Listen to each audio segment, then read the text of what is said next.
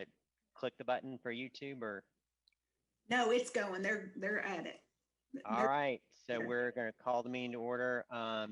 Minutes, any changes to the minutes or suggestions? Move to approve. I approve. Lois, this is Lois. I approve the minutes. Keith's got a second in there. Without objection, so ordered. And then I noted in the prep notes that Dean Dorton is the external auditor now. So we have, the district has made the switch there. And then Strothman and another firm out of St. Louis is at helping Jody from an internal audit standpoint. It's Brown Smith. Okay. Any questions there?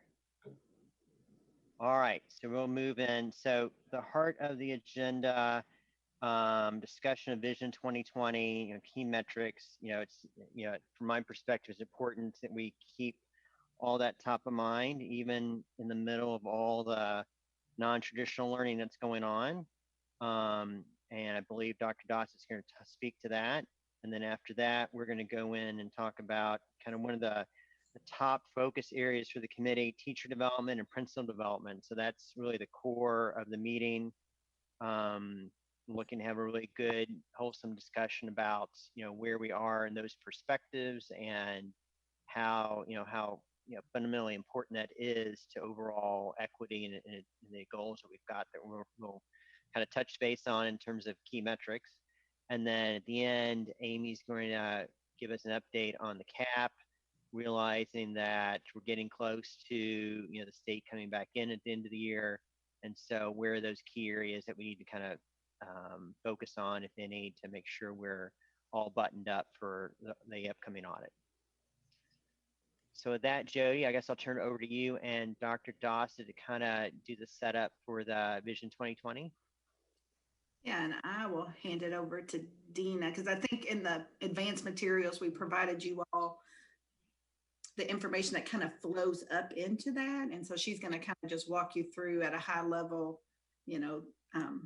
all of the documents that kind of go into this final report that gets presented to the board. So I'll turn it over to Ms. Dina. Dr. Dina. Good afternoon, everyone. I hope you can hear me, and please let me know if my audio goes out. I've been on a few calls the last day or so where they say it's difficult to hear me. So just let me know if I'm going in and out. But this afternoon, I wanted to spend some time at the beginning, just kind of talking through our process and how it's evolved over the last year or two, where we are now and where we're headed in terms of looking at key performance indicators. So what you see on the screen is our last board update that we did in February before we went to remote learning that following month. So just to kind of, as a reminder, and as Jody mentioned, we provided a lot of advanced materials to the group. So feel free to dig into that and ask me any questions around that material as well. I'll make sure that we have time to talk about not just questions around outcomes, but also around the process. But in general, what we've done here at JCPS is we've created some routines and processes and protocols for looking at key performance indicators routinely over the course of the year. And so we do that at the school level, we do that at the assistant soup level, and we do that at the board level. What you see on the screen here is the board level. But last year, really, we spent most of our time making sure we understood what are the key indicators that we're looking at, both in terms of learning and culture and climate. And then this year, we've made some changes. And so one of the things that we learned from last year is that we needed to spend some more time really digging into the key performance indicators for learning and for culture climate separately. So when we look at the data at the assistant soup level, this year we were scheduled to do 3 rounds of climate and culture data and 3 rounds of learning data. We were able to get 2 of the 3 rounds done before we went to remote learning. So we do have a good indication of where we're standing just prior to leaving. But by separating out the learning and the climate and culture, it really allowed us to dig a little deeper into identifying what trends are we seeing, what are some contributing factors, and have deeper conversations. We were also able to take those key performance indicators in those areas and then disaggregate the data by student group and also by trend. So those are some of the changes that we implemented this year. Some changes that we have scheduled for next year is that at the school level, when we do our report at the assistant soup level, they then go and have that same conversation with principals. Principals can have that conversation with their instructional leadership team.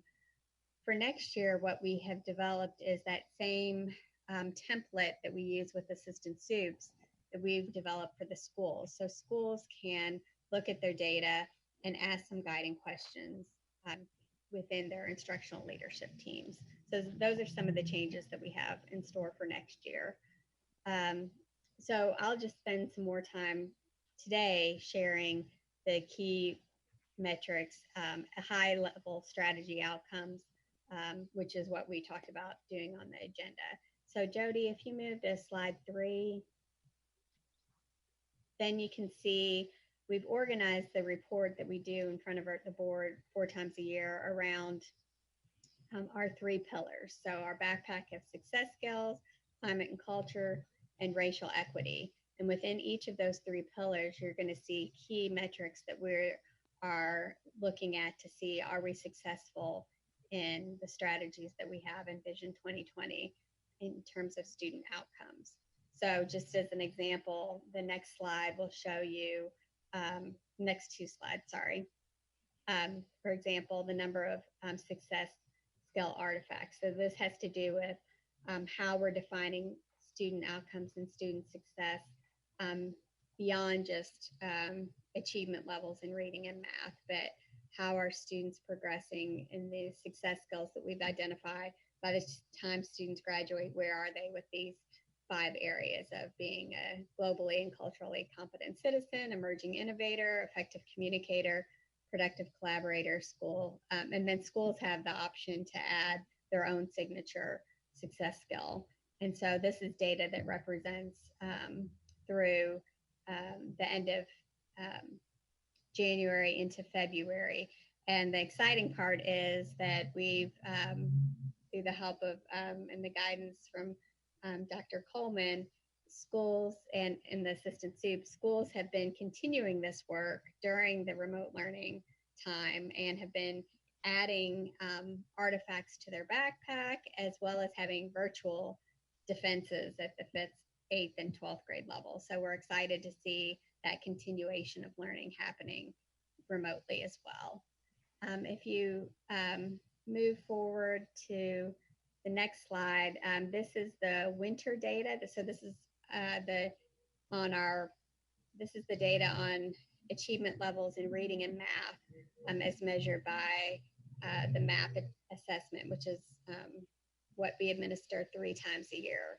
And so our winter data showed in general that we were on track or a little bit above where we were in prior years. So I'm going to move forward and a few more slides, just because I don't want to read all of the slides to you. I want to make sure we have time for questions. Senior transition data is, again, something that we're super excited about for this year. What we were able to see is through the winter, our winter data actually surpassed where we were at the end of the year, the prior year. So at the end of the year for 18-19, 53% of our seniors were considered transition ready. And so transition ready is part of the state accountability system. It has to do with whether students are college and career ready on a number of indicators, either a college admissions test or through industry certification. And so we ended last year with 53%. At the winter mark of this year, we were already ahead of that. And we're on track to make great progress in that area as well. So moving on to climate and culture, you can see that we've got data around attendance as well as referrals and suspensions. Attendance is pretty steady. It has been for, that we've seen for the last several years. When we go to, we are implementing one of the strategies that we're implementing this year that we just got started before we went to remote learning was a system where we were sending reminder notes home to students who were trending towards being chronically absent. There's a lot of research out there that shows that just reminders makes a big difference in terms of knowing whether you're chronically absent and doing something about that. And so, for instance, you can be chronically absent by missing 2 days out of a month. And I think a lot of times what we find is that parents don't realize, oh, just two days a month leads to being chronically absent because it's 10% over the course of the year. That's how we define chronically absent. So we had just started that strategy of sending reminder notes home to students that were tracking that way. And then when we looked at our suspensions and referrals, which is on the next slide, we were starting to see an uptick in that, a 4% increase in referrals, 8% increase in suspension from the previous year. And so I think on slide 22, you'll see, oh, I'm sorry, I skipped way over the racial equity. I do want to point out, if we scroll to slide 20 or 19, you'll see the benchmark data by student group. Same thing with all of the learning and the climate and culture data. You'll see that by student group. When you look at, and again, in general, with our climate and culture and with our learning data, we're not seeing a huge decrease in disproportionality or closing of the achievement gap in that regard. But where we are seeing some areas of improvement when it comes to racial equity are the next two slides, which have to do with our gifted and talented and our teacher hiring, which you'll hear more about a little bit later. But when we look at our gifted and talented data, we find that we've identified over 2,000 more students of color as gifted and talented. And one of the contributing factors that we think really is helping in that regard is building staff capacity around identifying students. So students are identified in multiple categories, both achievement, but also in creativity, leadership, music, and art. And so part of the learning curve here was just making sure that we had done our due diligence in training our staff on what are the tools that we can use to identify students of color, and then how the next stage of that work is not only just identifying students, but what kind of services and support and opportunities are we providing those students. The next slide has to do with our staffing, and as part of our racial equity plan, there's a strong emphasis on making sure that we are hiring teachers of color and administrators of color. And so that you can see what this data shows is that our new hires are outpacing our existing staff in terms of staff of color. And so we're excited about that increase as well. And then the slide 22 just kind of gives an overall summary of the highlights from the first semester in terms of where we are on those key indicators around learning, climate, as defined by those three pillars of backpack, climate and culture, and racial equity.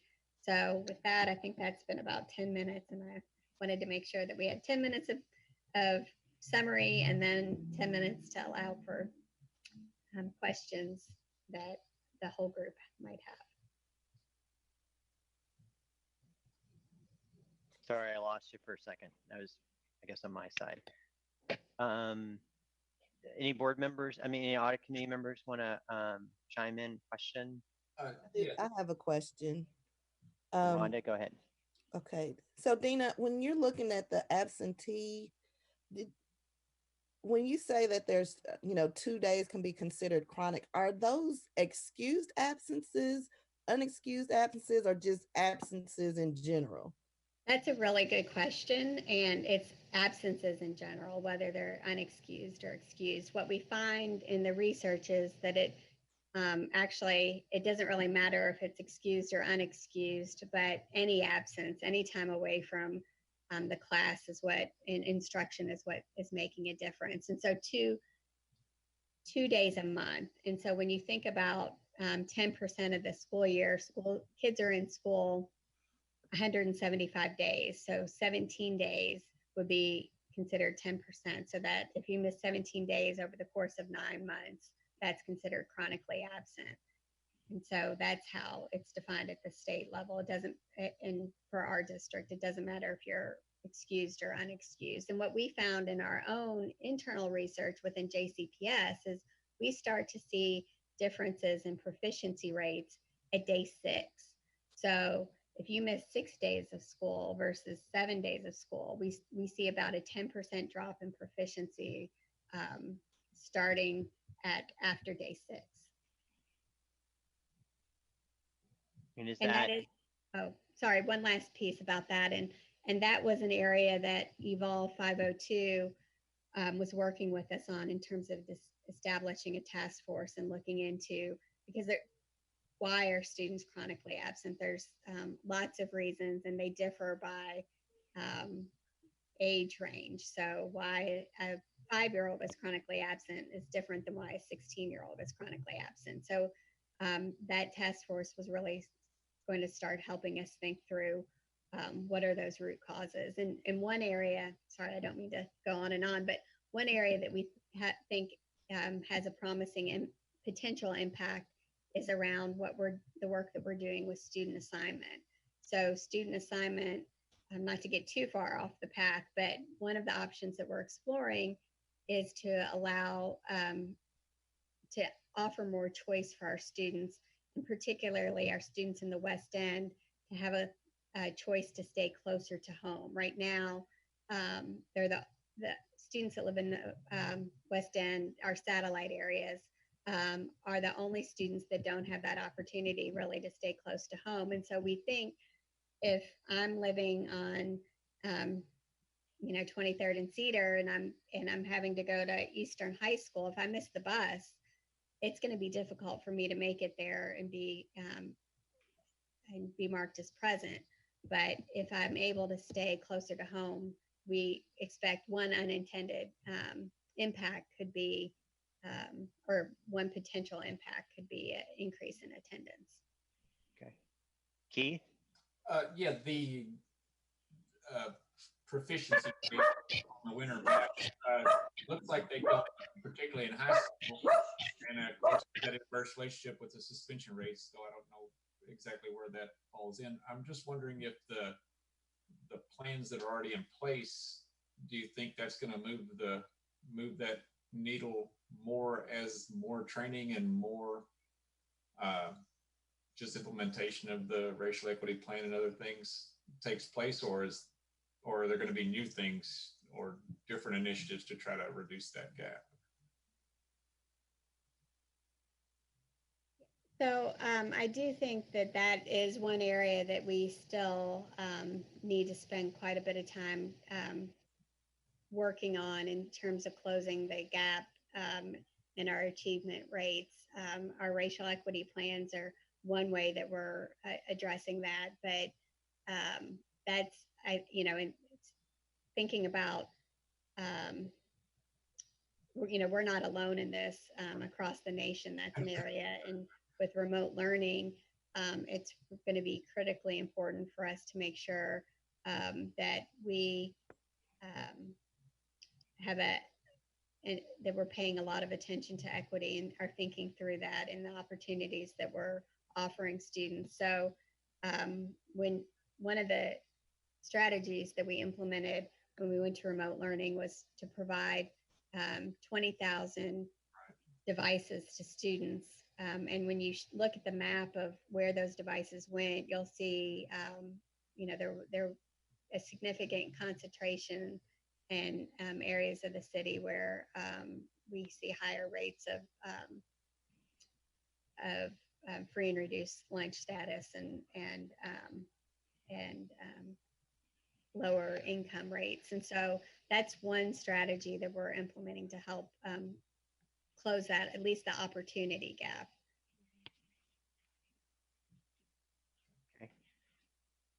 Dr. Moya? I think I'm on mute. Am I off now? You guys can hear me? I don't Yes. have any questions or anything. Okay. Further. Lois? Report. I was just wondering about like in-school suspensions. When, you know, when students are suspended, a lot of times they do it on purpose because they don't like being at school. They have trouble in a particular class or whatever. But when they are not, so they take a suspension. So how do you have programs of in-school suspension or something in schools that could make sure that the process doesn't give an excuse for kids not to be in school and the learning could continue to take place? So just a question. I'm not sure we've talked about that before. We may have. That's a really good question, and I'll take a stab at answering, and then I'll let Carmen jump in if she wants to. But that's a really good point. We have, within the last few years, taken a deep dive into our student support and intervention handbook, which is, most people might know it as a code of conduct book. Mm-hmm. But basically what we've been able to do, and this actually started under the leadership of John Marshall, and then now that area is under Carmen's shop, but everybody collaborates very closely. But one of the strategies that we did a few years ago was to take a closer look at those behavior incident codes and look to see their subjectivity of them. So disruptive behavior, how can we make that more explicit in terms of what behaviors are we looking for there? Disruptive behavior is very subjective. Failure to obey. That's another one that we started to see differences in disproportionality, particularly with those subjective codes. So I think we've done two things in that regard late in the last few years. One is to remove those subjective codes as much as possible, be very explicit with them. The other piece is to look at the level of consequences for each of those areas. So as much as possible, take some of those behavior codes and have a progressive discipline approach. So it doesn't necessarily dress code. Dress code should not result in a suspension. But how do we practice that progressive discipline before we're losing instructional time, either through in-school removals or even out-of-school removals? So those are two big strategies that we've taken on in the last few years. Good. Thank you. And since we're on kind of referrals and suspensions, on the slide on 19, I was just wondering if it might be useful to see the data in some sort of ratio of like number of referrals per 100 students or 1,000 students, just so you can see kind of the difference year to year, but also get a sense of proportionality. Yeah, that's a really good call out, and we do that on the assistant soup and on the school level vital sign checks. We control for the size of the school. We didn't do that on the district report, but that's a good call out, and we can make that adjustment there. But on the school vital signs as well as the assistant soup vital signs, it is per 100. Got it. Because that was a lesson learned from last year, as we started to get into conversations, and one school looked really high, and it's right. twice as many kids. So good observation. Right. Vicki? No, none, although I was curious about the breakdown on the hires between when we think about teachers of color and administrators between male and female, just to see if there's a good distribution of role models of both? Did I miss that somewhere? I was a couple minutes late getting on.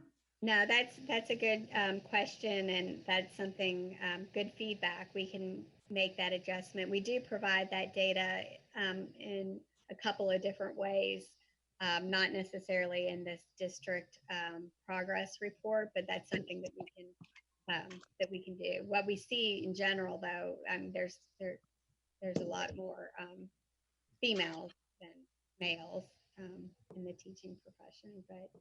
Well, and often more so males at high school too, where in elementary, it's great to have some terrific role models at that age too. Yeah, absolutely.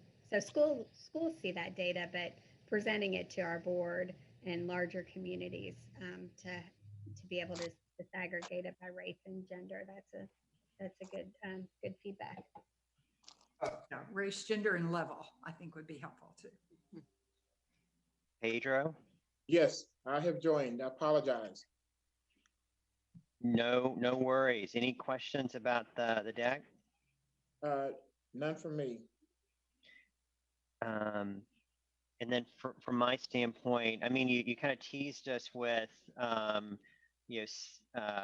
key metric, which was seniors that are transition ready with the winter numbers. But do you think we're going to be able to hold that? And related to that too, you also teased us with, which is great, that we're having defenses. So maybe kind of a double question here. What percentage of our 5th, 8th, 12th actually had a defense in a NTL environment, and then where do we think we may be by the end of the year on transition readiness?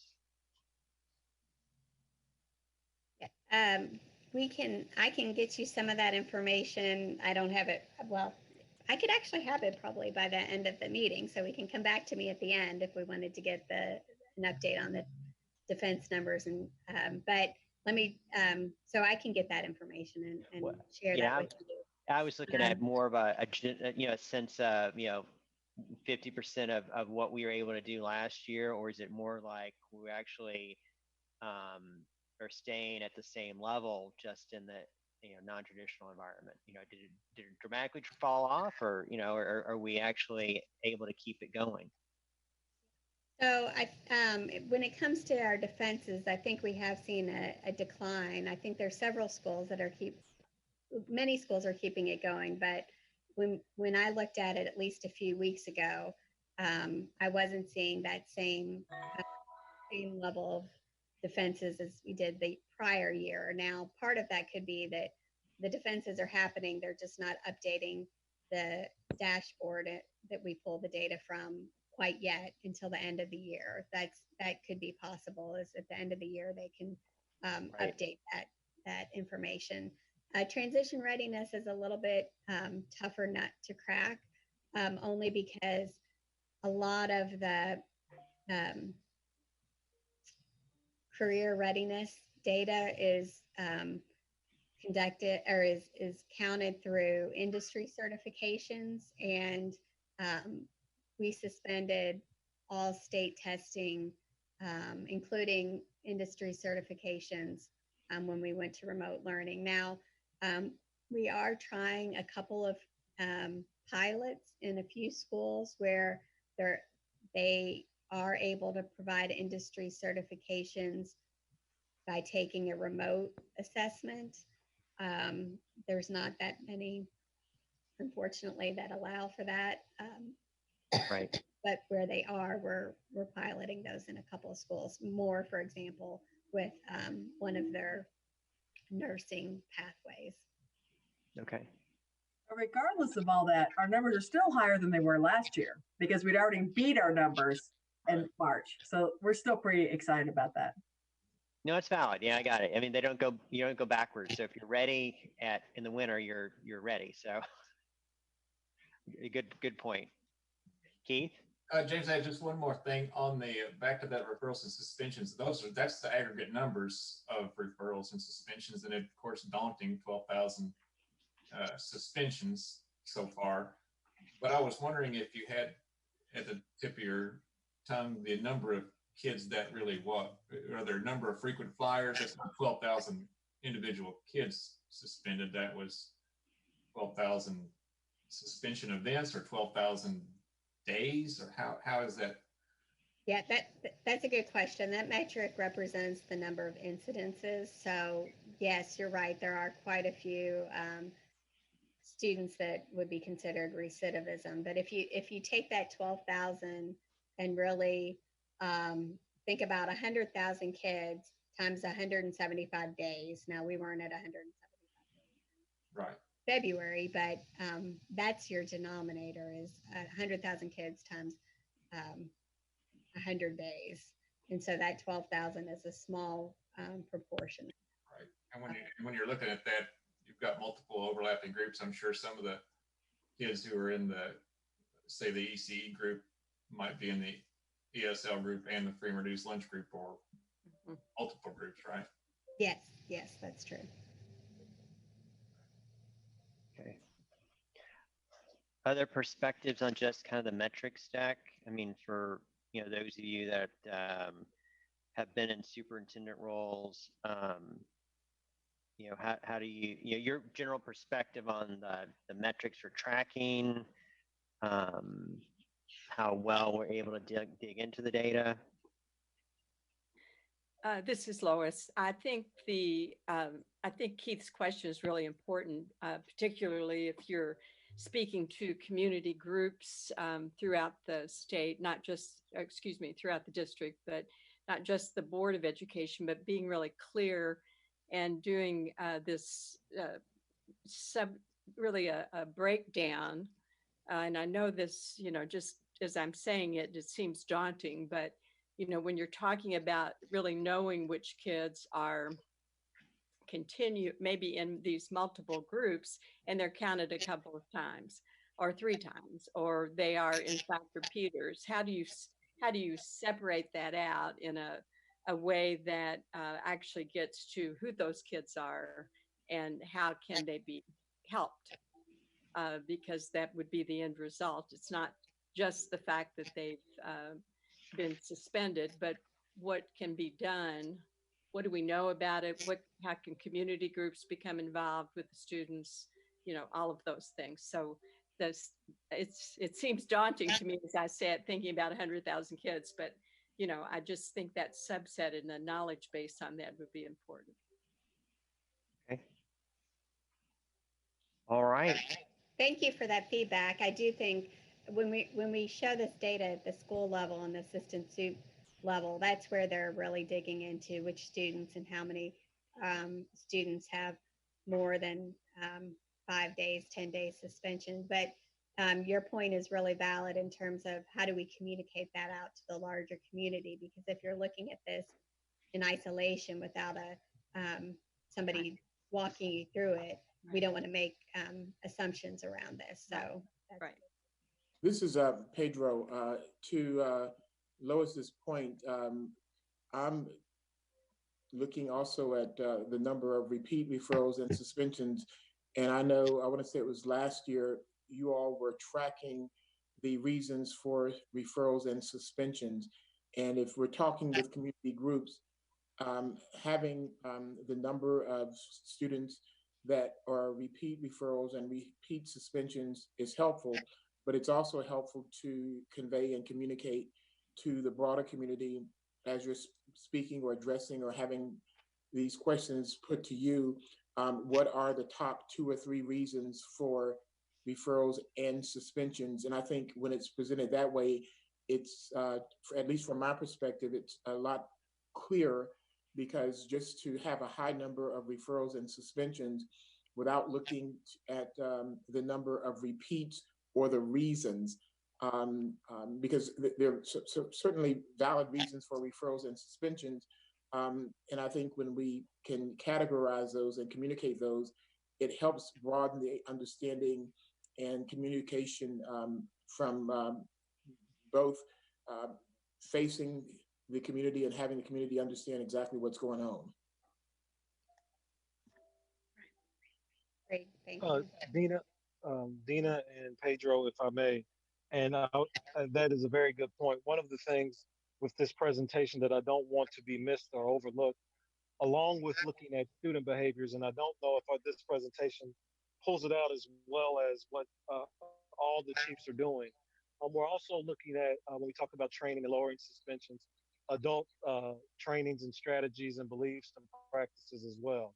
Understanding that Jefferson County has a pillar called racial equity. A lot of the work is not actually centered on our racialized kids, but the system in which the kids are put in, and what we're doing as a system of adults to address some of those misbehaviors or misconceived misbehaviors as well. So Pedro, to your point, we need to see the infraction, but we're also working with our teachers and adults, myself included, to actually make sure it's more of a symbiotic understanding that everybody has a role to play in this disproportionality and suspension, not just the students. Thank you. Thank you. And to John's point, I've been charged to work with the assistant principals, who many of them have that's one of their primary roles, is looking at behaviors and dealing with discipline. And one of the things we're doing, we are pulling real live campus behavior documents and coming to a common understanding, so they can be less. So they can be more clear on how we should be handling particular disciplines. So we are instituting some things to help with some of the adult behaviors. And I forgot to add off topic a little bit, but forgive me. Excuse the hoodie and all that. I blame Carmen. I have 2 kids doing performance assessments in my house, so the only way you could hear me is to come outside and put a hoodie on. But it's Carmen's fault. I had that yesterday. There's an AP exam going on in the basement, and I was upstairs talking, and I got yelled at. All right. So thank you, Dr. Dawson. So with that, let's keep on schedule and talk about teacher development. This is Jimmy Adams. Thank you all. Thank you all for giving us the opportunity to talk about teacher development. We're going to have 3 presenters on this, and we'll be talking about teacher recruitment, teacher retention, teacher coaching, and teacher residency. And those presenters are going to be Doctors Amy Green Webb, Marco Munoz, and then Selena Fishback. And the first 2 are from Human Resources, and Selena is also in our Diversity, Equity, and Poverty group. And she'll also be talking about the Louisville Teacher Residency Program, which is due this year. So, Dr. Green Webb, I'll hand it over to you. Okay, thank you. Good afternoon. As Jimmy said, this first portion is from Human Resources. We are tasked with recruiting, staffing, and supporting all of our positions in the district, and work with our applicants and employees to help meet the district staffing needs. So if you can move forward. So just to give you some context for teacher recruitment and one of the challenges that we've been facing over the last few years, you'll see there that I've included some data from our federal Title II College of Education information. And there you can see over the last several academic years, and these are years that now we are seeing an impact on in our classrooms and our hiring, there's been a drastic decrease in enrollment in teacher preparation programs. So that means fewer people are enrolling in programs to become teachers. And as we see that decrease, we're also seeing a decrease in the number who are completing programs. That's that graphic at the bottom. So it's a challenge nationwide. We're certainly facing it in the state and in the district. And that means we have to be creative and think about different ways of filling those classrooms with high quality teachers. And so I'll go into some of the things that we're doing to do that. You can go to the next slide. Just to give you some snapshots in the numbers, just as an example, in the 2018-19 school year, we hired nearly 700 teachers over the course of the school year, and 271 of those were in positions in high need schools. And something else that we've been tracking for several years now is our annual active minority hires. You saw a snapshot of that during Dr. Dossett's presentation. And we've really done an amazing job despite the challenge and the decrease in the number of overall individuals entering teacher prep, but to be able to increase our minority hires each year despite that overall challenge. And so as you can imagine, if you have fewer entering programs, you're also probably having fewer minorities in our program. So we've done some really tough work in overcoming that challenge. You can see where we were when we took this snapshot a couple months ago at 108 for this school year.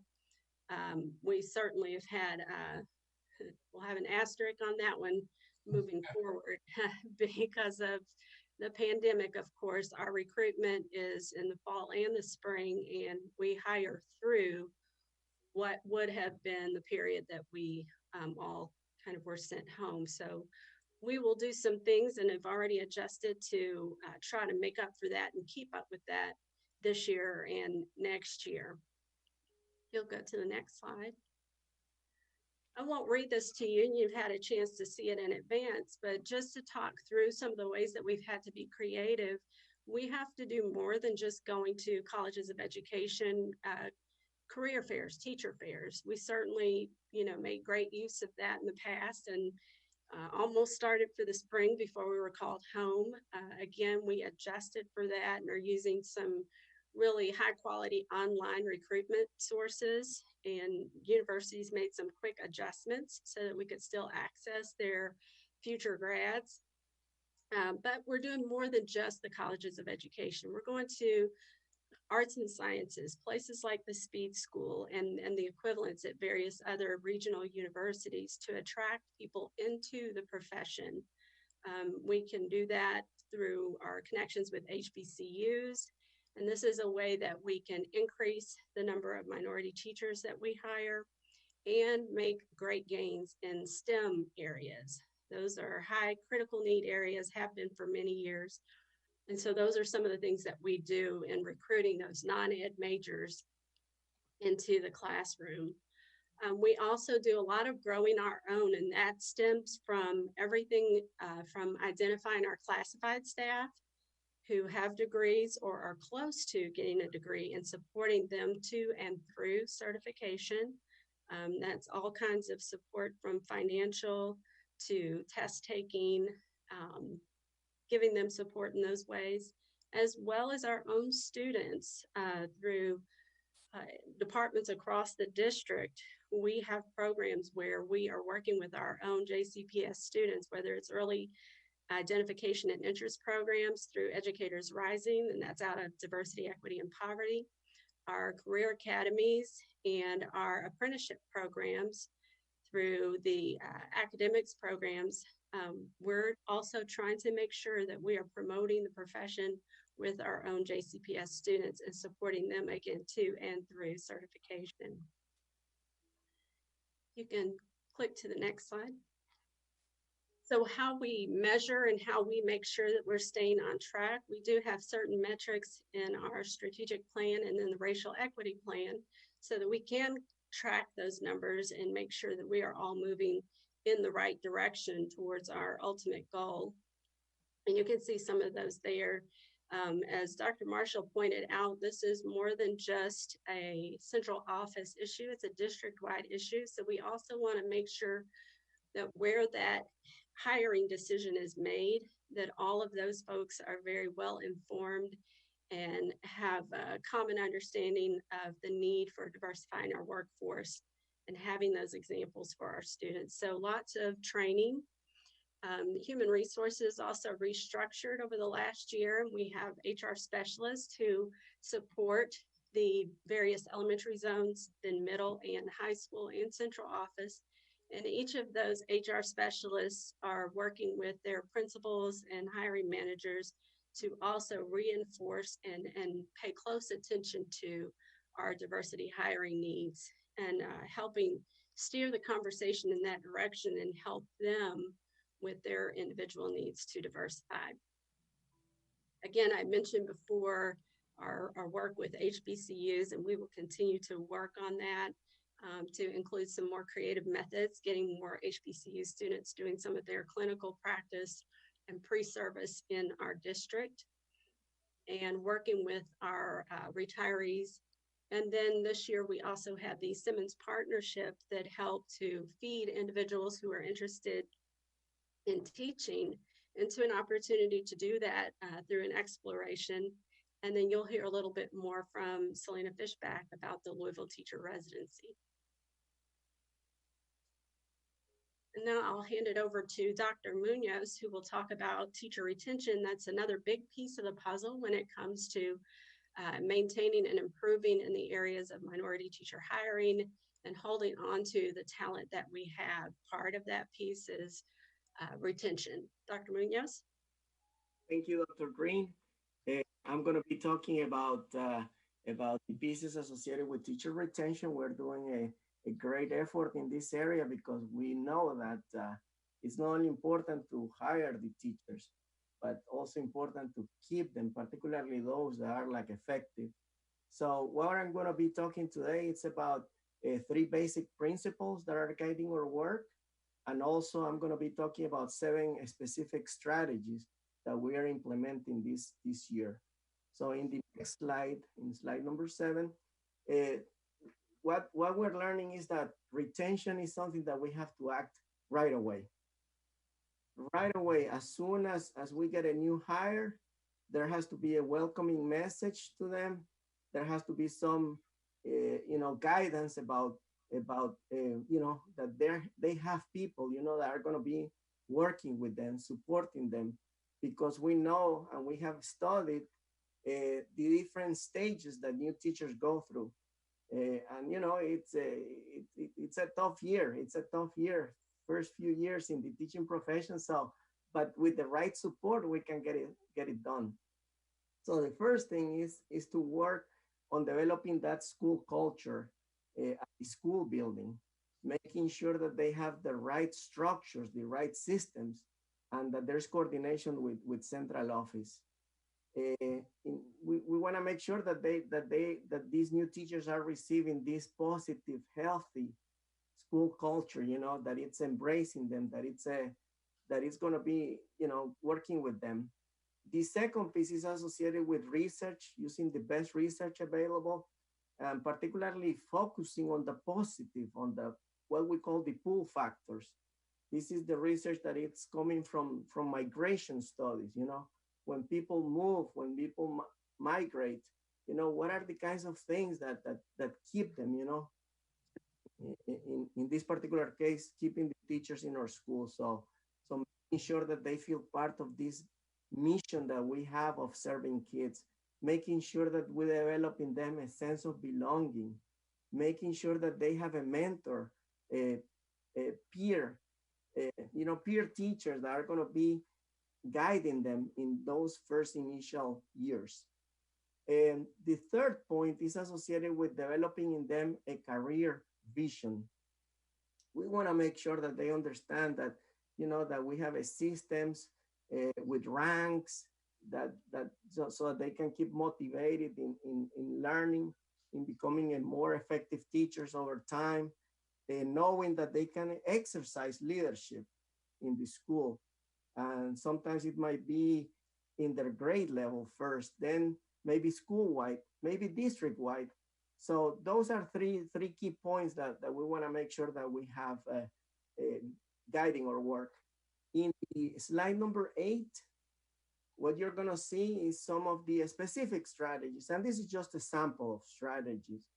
And we are focusing a lot on the accelerated improvement schools because those are the schools that have the highest need, when it comes to teacher retention.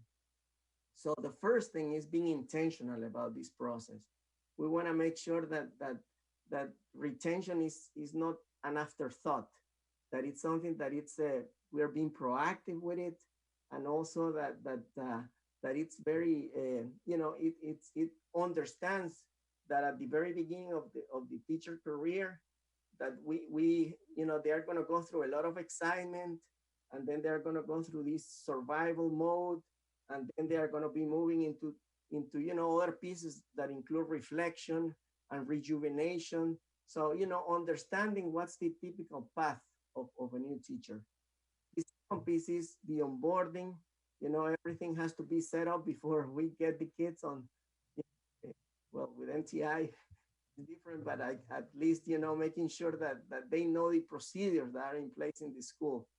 But one thing that we have learned through the research is that the social bonding is particularly critical.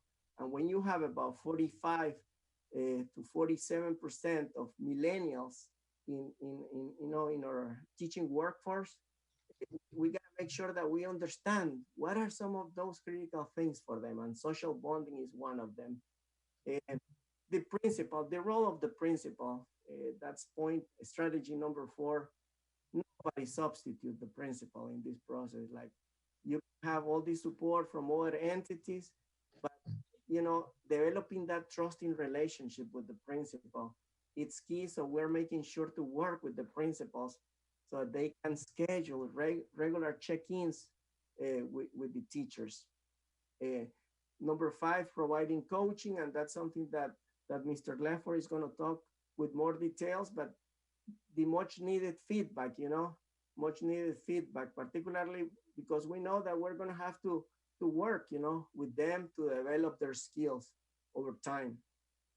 In number 6 is particularly applicable for schools with large proportions of new teachers, bringing them together, giving them a sense of being part of a cohort. That helps a lot because they have a specific needs that cannot be addressed just in the regular faculty meetings. We got to make sure that we provide the differentiated professional learning that they need, and also developing them a sense of community, a sense of belonging to something that is bigger than themselves. Develop their sense of commitment towards our kids. And then number 7, the strategy number 7 is actually a principal guide that actually breaks the school year into 3 different stages.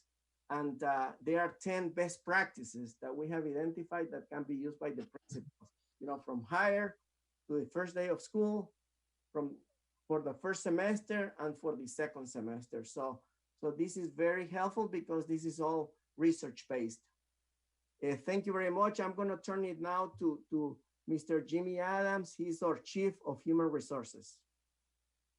Thank you, Dr. Munoz. The reason he handed it back to me is I failed to introduce a few minutes ago Assistant Superintendent Joe Leffert, who is going to, with one of our elementary zones, he's going to be talking about instructional feedback and professional learning at this time. Thank you, Mr. Adams. I appreciate that. And good afternoon, everyone. It's my job to talk to you about System 6, which is we have 6 systems to promote positive and essential learning climate and environments. And we've heard about hiring and recruitment and retention, and now we're going to talk about coaching. So the purpose of System 6 is to promote continuous instructional improvement. And we believe that when this system is implemented effectively by observing and coaching teachers throughout the entire year, that improves instructional practices and informs professional learning. And when we improve instructional practices and inform professional learning, then student achievement increases. The collective commitment around System 6 is that school leaders and staffs identify common best practice instructional frameworks. They then implement high-frequency walkthroughs within the teachers' classrooms to observe those commonly identified instructional best practices. And then after the collection of data sets, at least 6 times throughout the year, then those teachers receive an individual coaching session from an administrator based on the data and based on the observations utilized in their classrooms. There are 4 manners or methods really that administrators work to coach adults or all adult learners. The first method would be structuring. This would be telling, direct instruction. This would occur with folks on the continuum of possibly new teachers, young teachers and experienced teachers, as well as some teachers who have many growth areas. The next category is actually coaching, where you sit down with staff and talk about what was observed, what the data shows. You pull from them what they noticed and their areas for growth and improvement. And then the coach or the administrator adds to that, making sure to specifically identify what needs to be worked on or what needs to be coached in order for the teacher to become more effective. The next two categories of when working with our teachers are, there's a set of teachers who literally based on the data sets and the observations, where the coaching session is a lot of encouraging, where you're pulling from the teacher and they're more than able to give you the areas correctly that they need to work on. These sets of teachers are very driven, probably harder on themselves, and clearly identify what it is, what they need to do to take it to the next professional level. And then lastly, we have a set of teachers where the coach is really delegating, and they're so high functioning that the coach learns from them, they learn together as they work through. The next visual shows in a bell curve where a lot of our teachers are. You see the methods below that I just referred to: structuring, coaching, encouraging, and delegating. Of course, everyone is receiving, based from the walkthroughs, the universal data that's been observed in their classroom, and they're all receiving the feedback from that and the global term coaching. You see the teachers on the left who would need, on the bell curve, the deep additional support. That's the structuring, and we're telling, we're directing. We are basically identifying in that coaching model what specifically needs to be worked on. And then we see the large group of teachers that are receiving quote unquote coaching, where we're pulling from them, but we're also adding to and guiding. And then the two subsets of teachers at the top ends of the bell curve. And so the administrators, based on the data sets and the walkthroughs, then utilize their skill sets of these 4 different methods to coach or to promote continuous improvement in every single one of our teachers with those one-on-one sessions. And then lastly, we see here just another visual with a way to look at it in a similar method of deeper dive for the teachers on the left end of the bell curve, everyone receiving coaching, and how we differentiate for those teachers who need more support, more growth, more structure, and more direction. And I think Smoker said it best: to accomplish and simplify school improvement. Go ahead to the next slide, please. We must find the smallest number of high leverage, easy to understand instructional actions that make the biggest difference. And it is those instructional actions that make the biggest difference, which were the common understanding of best practices, the instructional frameworks for where this entire System 6 is based around for that school. The administrative staff then is able to use that data not only to inform specific teachers in the one-on-one coaching session, but then to also look for patterns as to what does the entire school need for professional learning, what needs to be reinforced, what needs to be reminded, what are topics where we can go even deeper and become more professional and effective as teachers. So that in a nutshell is System 6, and coaching every single one of our teachers to promote professional learning and continuous improvement. And I'd like to toss it to Dr. Selena Fishback, who's going to share with us about our new and exciting teacher residency program. Hello. Hello. So teacher residency is really the marriage of us looking at the things that we needed to do for recruitment, retention, and also the coaching of the teachers within JCPS. And so we created the teacher residency program, 1, to get more teachers into the classroom, but 2, to also make sure we are developing them and equipping them with everything that they need in order to be successful in JCPS. And so the program was designed to produce a diverse cadre, and it's for individuals that have a bachelor's degree, but their bachelor's degree may not have a background of education. And so we are taking that and putting them in a Master's of Education program at the University of Louisville, and also a full year field experience with JCPS. And when they graduate, they will have their Master's of Education as well as teacher certification for the state of Kentucky. So the rationale behind all of this, again, is to really produce and put behind all efforts that we have in order to create these teachers to go into our classrooms and really shift the culture of JCPS and increase the academic achievement of our students. And it's actually going to be beneficial not only for the district, but also for the teachers. So the teachers or the residents are going to receive that effective and experienced leadership from the district office all the way down into the school building. They'll also be aware of the socio-cultural challenges that we are dealing with in JCPS. And that way, when they do have their own classroom, it's not necessarily a shock of the challenges that they're dealing with.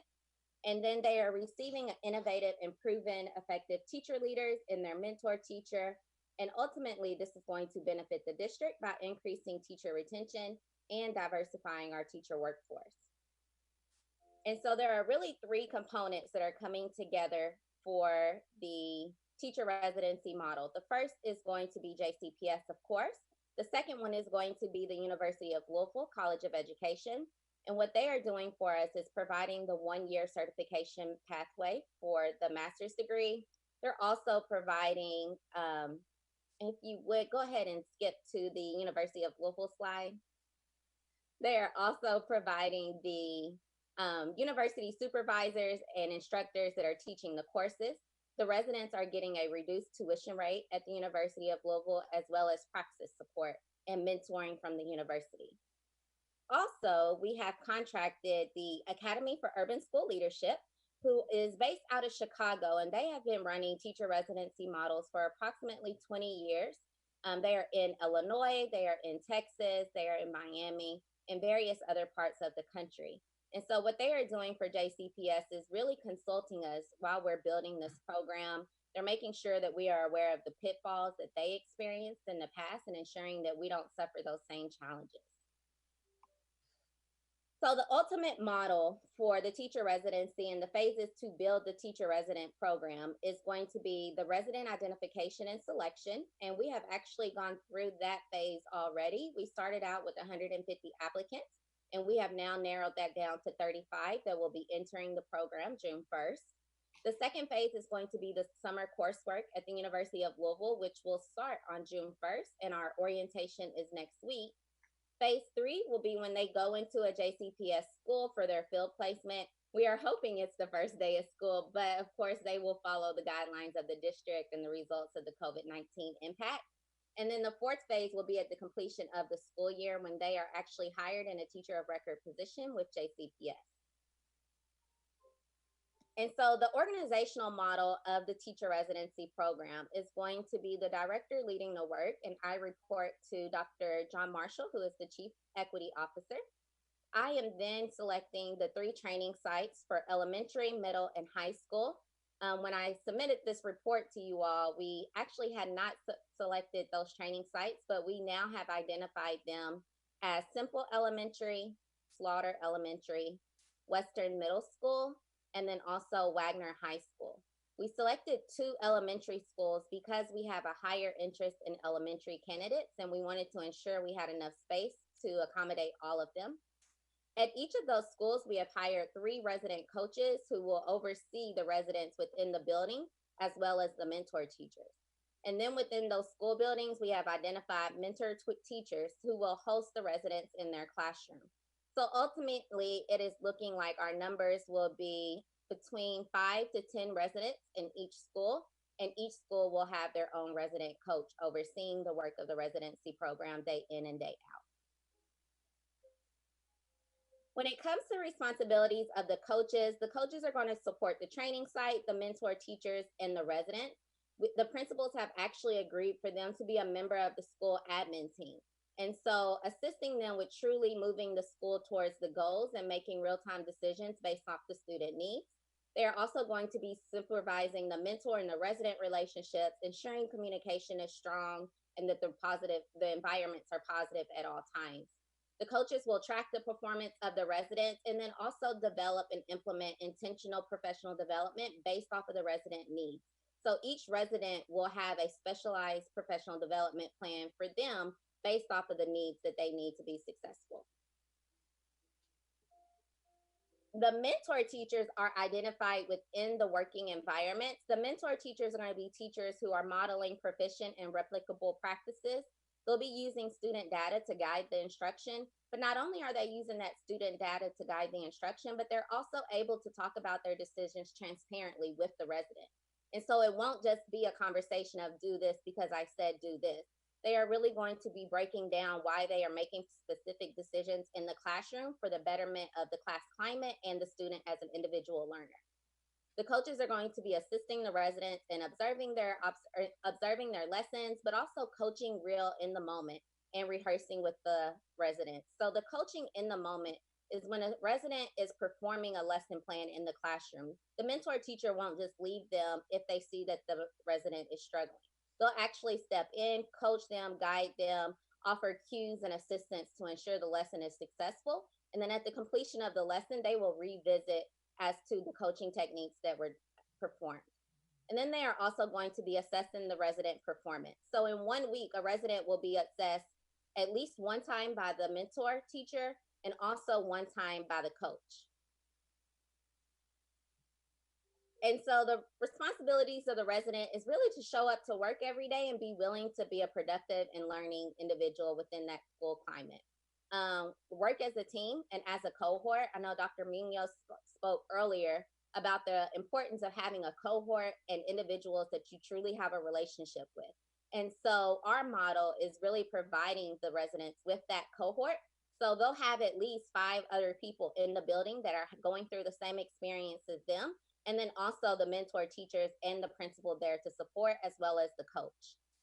So they are going to be experiencing multiple takeovers, is what we call them, when they are leading the classroom and the mentor is simply there to support them. And throughout their time, they are going to earn their master's degree in Kentucky licensure. In return to the district, they will then teach in JCPS for 5 years at an AIS school or a school that has a high need. Once hopefully the impact of the residency will be that we are pulling our schools out of AIS status. The coaching framework, as far as how the learning will actually take place with the residents, we have an active coaching model. So it's going to start out with the coach or the resident receiving the in-the-moment teaching and coaching from the mentor teacher. They will then be rehearsing those behaviors and going through them day in, day out with their mentor teacher. And then once they are responsible for performing it, they will have observation and reflect on the lessons that they've learned. We are actually breaking down our learning into 5 or 8 5-week cycles. And so in week 1, the mentor teacher is going to model for the resident. They will know the expectation of what we are wanting them to perform, but they're going to see the mentor teacher doing that duty every day. During week 2, the resident is going to take over a little bit of it and start to practice more, and they'll start getting feedback from their mentor teacher. Week 3, the mentor or the resident will take on even more responsibility and truly start refining the practice of that principle. And then on week 4, we're actually expecting them to be able to perform it on their own, and they will be assessed by the coach as well as the mentor teacher in the classroom. At the end of week 4, we then bring them back to a whole full PD day in which we will talk to the residents about what they've learned and also build upon the next week of expectations. So I provided you with expectations for our selecting a training site, because back in February, that's where we were with the moment, but I've already gone through the schools that we've selected, and you will see the expectations of how we made those selections through these slides. And then ultimately, again, the residency program is really us making an intentional effort to address what we have in regards to the needs of our recruitment, the retention of our teachers, and also the coaching. And so we are building in an intentional model of really providing impactful coaching to these teacher candidates so that they are successful, not only for our students, but the greater community.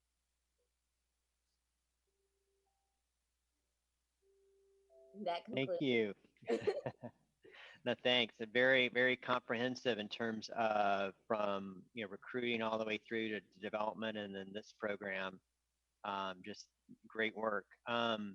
I'm going to dive right in and go back to the presentation right before on the six system and just a question on, I love the slide where we think through structuring, coaching, encouraging, delegating.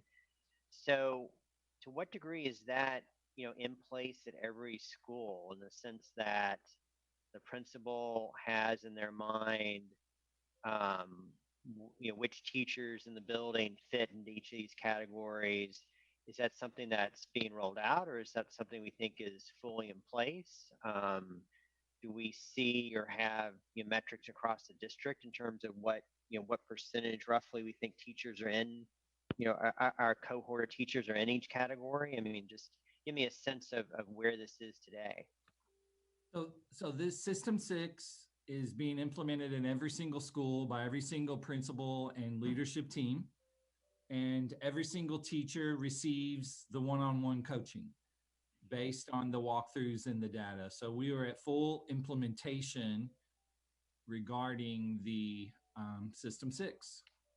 And so we're very much excited by that. And it's something that our superintendent promotes, reminds us of frequently in communications, and the importance of those one-on-one individual coaching sessions.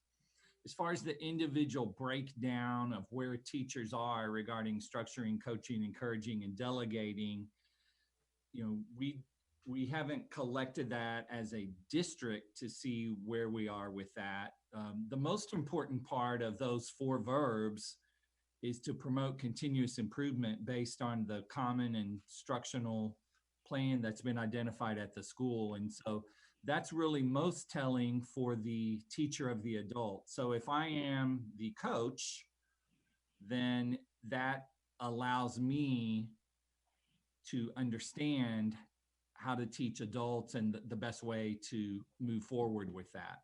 It's certainly not set in stone and you can weave your way from one category to another, but it is certainly guidance in how to work with adult learners and teachers. Okay. And my assumption is that, depending on the type of, I mean, you could be in a different category, benefiting from coaching versus encouraging, maybe even structuring based on the topic or the component of instruction and how, different attributes of what you need to do each day. So you're not necessarily off encouraging, if you will, on everything you do. So they're different aspects. Correct. Everyone can be in and out of all 4 categories based on the specific part of the instructional framework that is being observed in the walkthrough. So you are 100% accurate, Mr. Rose. Okay. Thoughts from the committee? Questions? So I appreciate all you guys are wrapping around teachers, and really like that you're coming from such a great evidence base. And on the teacher residency, it's great to see AUSL as a core partner there. The one question I had is, as you are working on these things, do you also have feedback loops from teachers? So exit interviews from teachers that are leaving or that decided not to take up an offer to come teach in the district, or surveys from teachers or conversations with teachers about the professional learning. Just what kind of feedback loops exist to augment the evidence bases that you're using? One of the things that we ask as teachers leave the district, we do have an exit survey set up for them to complete. We take that information and get it back to the appropriate departments about information that they suggest to us as well. So we've got that in place. Dr. Green-Webb, do you want to talk about the feedback on the new hires? Right. We also do gather feedback from our new hires on their new hire and onboarding experience. It also helps to inform our recruitment experience to make sure that we are looking for the right things and addressing the needs of our applicants. And then I'll add on the retention portion, Dr. Munoz leads several opportunities for feedback. He is in constant communication with our new hires As he said, day one, he literally means day one. He's welcoming them, introducing himself, and then making regular points of contact, either live or virtually now. But that provides him with opportunities to get informal feedback in a safe environment. They see him as a person to go to that they can talk with. And then he also stays informed with each of our specialists as they're hearing of any individuals who are contemplating leaving or struggling, so that he can, again, provide some wraparound.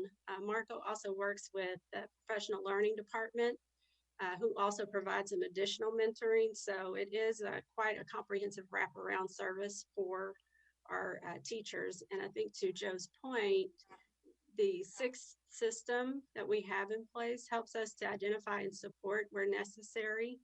And then sometimes people make choices for themselves that they don't want to remain. And if that is what needs to happen, we'll support that as well. Other committee members, Lois? Yes, along that same line, I was just thinking about if you are the principal of that school and you've got coaches who are coming and going, working with the new hires, and also maybe working with teachers who have had some deficiencies that they've been coached or are being coached to try to rectify those. I'm just thinking about the movement of this. You know, if you have many people across the district, and I know you have I believe you have assistant superintendents in the various areas of the district. So I'm just, you can get lots of information, but if it doesn't get passed along to the right folks and it falls through the cracks, how do you prevent that? How do you prevent that from happening? Does that make sense in terms of a question? And particularly as you see patterns and trends emerge out of the kind of data we were talking about a moment ago. Right.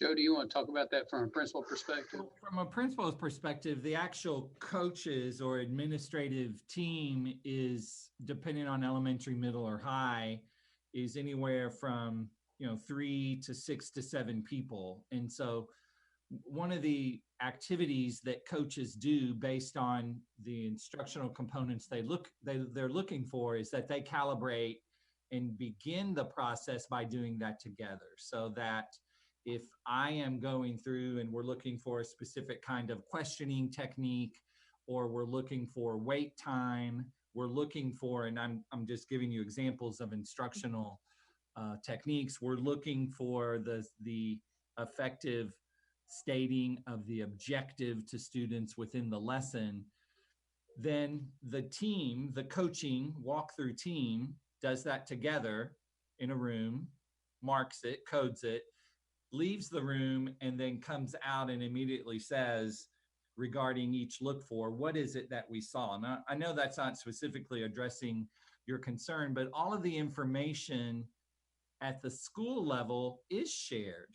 It's shared among all of the coaches. The principal debriefs with the coaches because they have to prepare for those coaching conversations, and they look for patterns of need by grade level group, in high school by content area, and then that drives the next steps for the professional development or the professional learning. So we go really from the most specific teacher unit, sometimes to team units, then to content area units, and then to whole school levels to utilize that information then that is shared.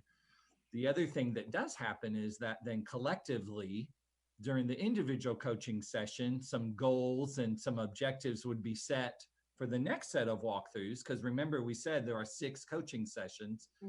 And so that administrator then, along with the teacher, celebrates based on the data or the walkthrough, all of the data points as to what went well.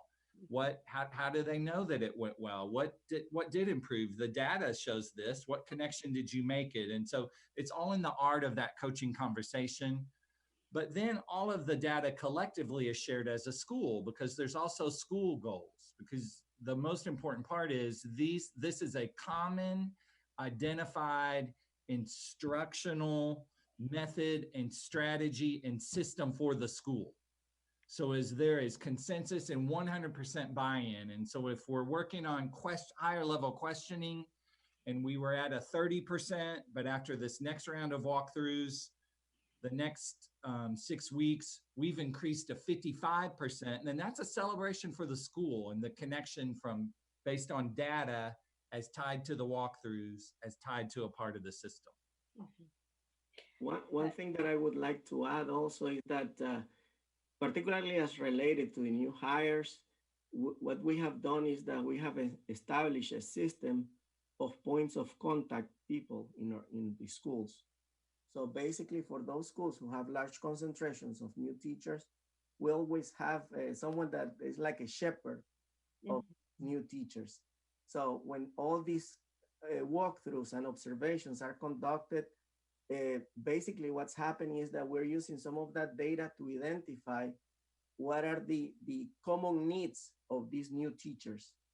So we can tackle them like right there through these sometimes weekly meetings to make sure that you know that their particular needs as a group are taken care of. Many times this also involves coordinating efforts with other offices in JCPS. For instance, like with the diversity, equity, and poverty team, many times we go to them for when we see the need associated with issues associated with cultural competence, or if we need to figure out pieces associated with attendance, there's an attendance office, or you know, different areas depending of their particular needs. But the points of contacts in those schools play a very critical role, I would say. That again doesn't never substitute the role of the principal, relationship of the principal directly with the new hires. But it is good for them to have people that are like with them, supporting them all the way.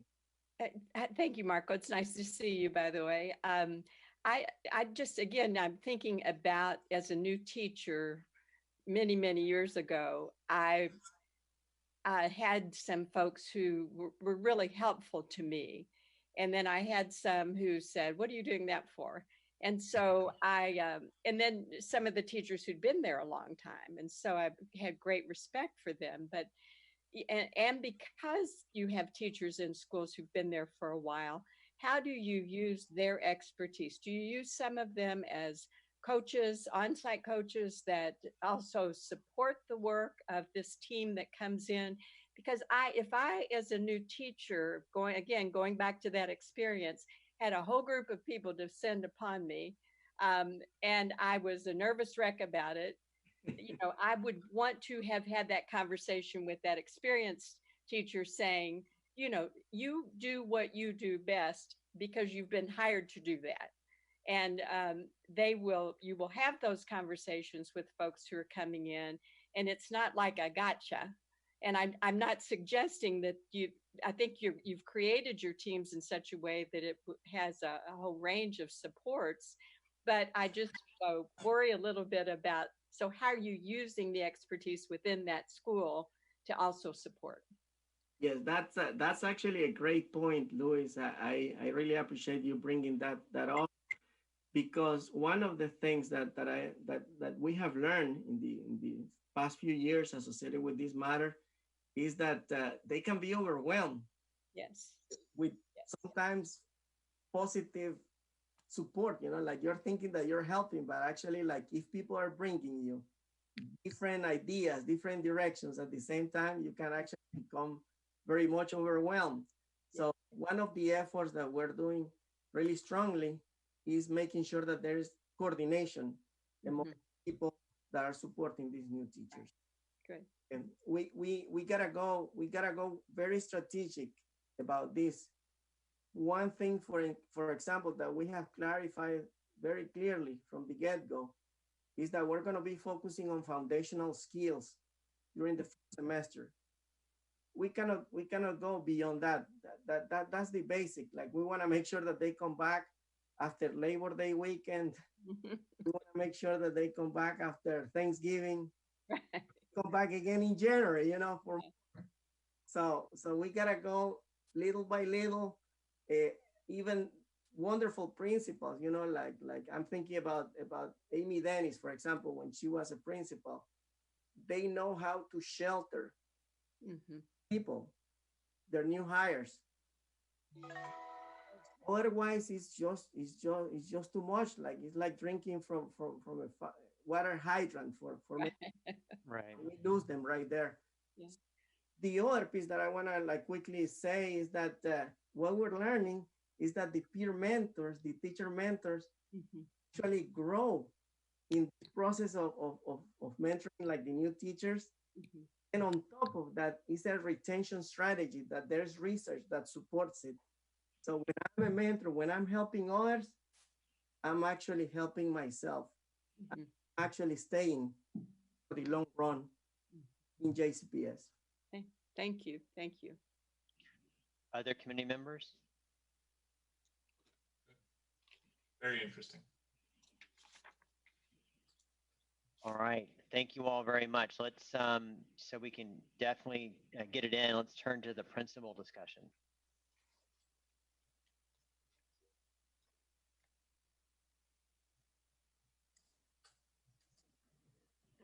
All right, I'm muted. Hey, everybody, it's Carmen. It's good to see all of your faces here today. I'm gonna ask Robert to take it from here. He was hired in November and has been such a gift to our district for all of the skills and talent he brings, but especially for this work. So he's been super involved and really leading us toward our next steps. So Robert? Hey, thank you, Dr. Coleman, for that introduction. And what I hope to do is to really sell the vision that, you know, as principals, we are, and as administrators, we're great multipliers in the work we're doing. And I really hope that you see that every action we make with leadership is supportive of the two presentations you heard before, whether it's looking at the metrics in our district or the hiring retention of our of quality certified employees. So with that said, let's get started. We can advance the slide. And this is just an infographic. You don't have to commit this to memory or anything. This just to show you that our principal pipeline work and everything we do and every action we make is to lead to student achievement. So when we go through these stages and steps and things that you see we've made since, well, not just since November, but even before I got here, that's the ultimate goal is student achievement. So that's the only purpose of that infographic. Okay, so, and just to update you on some things I think you are aware of, and again, I apologize if a lot of this is repetitive. I don't know exactly what's all been presented to this group, but I want to talk about some of our principal preparation program and some of our leadership programs that we have here in Jefferson County. Our Emerging Leaders program is through New Leaders. And we want to make sure that everything we do is research-based. And if you have access to this and you're going quarantine crazy, you want to click on that RAND study and read it. It's about 100 pages. That's a RAND study on Emerging Leaders program, showing that it's one of the most effective principal preparation programs out there. So that's why we decided to use that. But it's through the New Leaders organization. It's a group of assistant principals and teacher leaders that already have their certification. So they've already been through a pre-service program. So everyone in here has their certification. There's 22 members that are actually finishing up this week with doing mock interviews that consist of program directors, myself, EAs, assistant soup, principals, giving them feedback. So when they are in front of an interview panel, they are ready to show what they would do to lead a building. And the next two bullets are just some of the monthly coaching and feedback sessions and community of practice sessions that they have each month. Very instructional leadership focused program, and supports all of the 6 systems in Jefferson County. So it's been really neat for me to jump in the middle of the year to be able to see the progress that our candidates have made. And to add on to some of the discussions from the previous two presentations is I really tried to focus on increasing the male of colors in our district as far as administration. And it's evident that even in our principal pipeline work, there's a gap. There were 0 males of color in this program in November. And there, although there were 7 females out of the 22, we had 0 males of color. And to my understanding, we had 0 who actually went through the application process. So for the new cohort, which we just got the results back from the applications, I went out and actively recruited some of our males of color who have their certification, and we had at least 7 to 8 applicants this time. So that was one of the goals I had as to lead this work. And also, you can see the principal preparation programs. We have agreements, and by law, we have to work with our state universities and local universities. And we have agreements with Spalding, the University of Louisville, Western Kentucky, and I believe Eastern Kentucky as well. It's not on here. And I put some more details about aspiring leaders on there only because that was Dr. Beatty. I've been working with him to co-design the Aspiring Leaders program because it's new to our district. And there's members of Jefferson County staff. There's staff members from Jefferson County, EAs, principals, Crystal Hawkins from Parental Involvement, who are co-designing all the coursework in the Aspiring Leaders program. And the Spalding staff are all former Jefferson County administrators or current, with Tracy Barber, my mentor, Kirk Lattimore, and Glenn Beatty, who's the program director. And so they're getting a rich Jefferson County experience. And the format is you have a coursework and you have a lab where they go out and do field work this fall, rank 1 and master's program. And I've been working with Keith for about the past 2 months with some design work with U of L, and getting and recruiting some members for his program. And after this, he can probably speak a little more on U of L.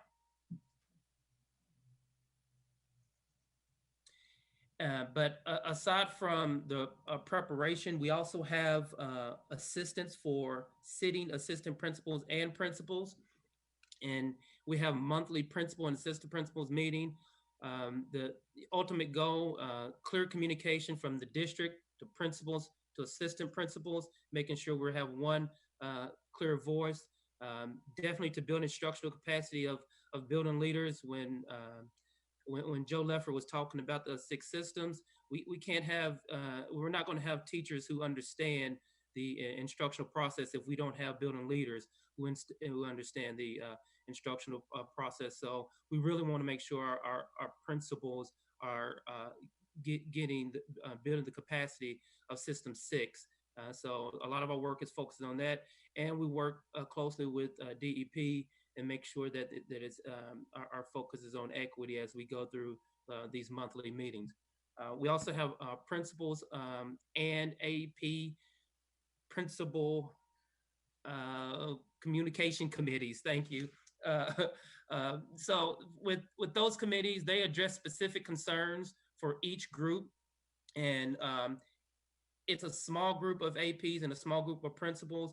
They're able to voice their concerns, and Dr. Coleman, myself, and Dr. Polio listen to their concerns, write them down. We send them out to the different departments across the district, and they send them back to us with their response to make sure that that there are assistant principals and our principals have voice in our district.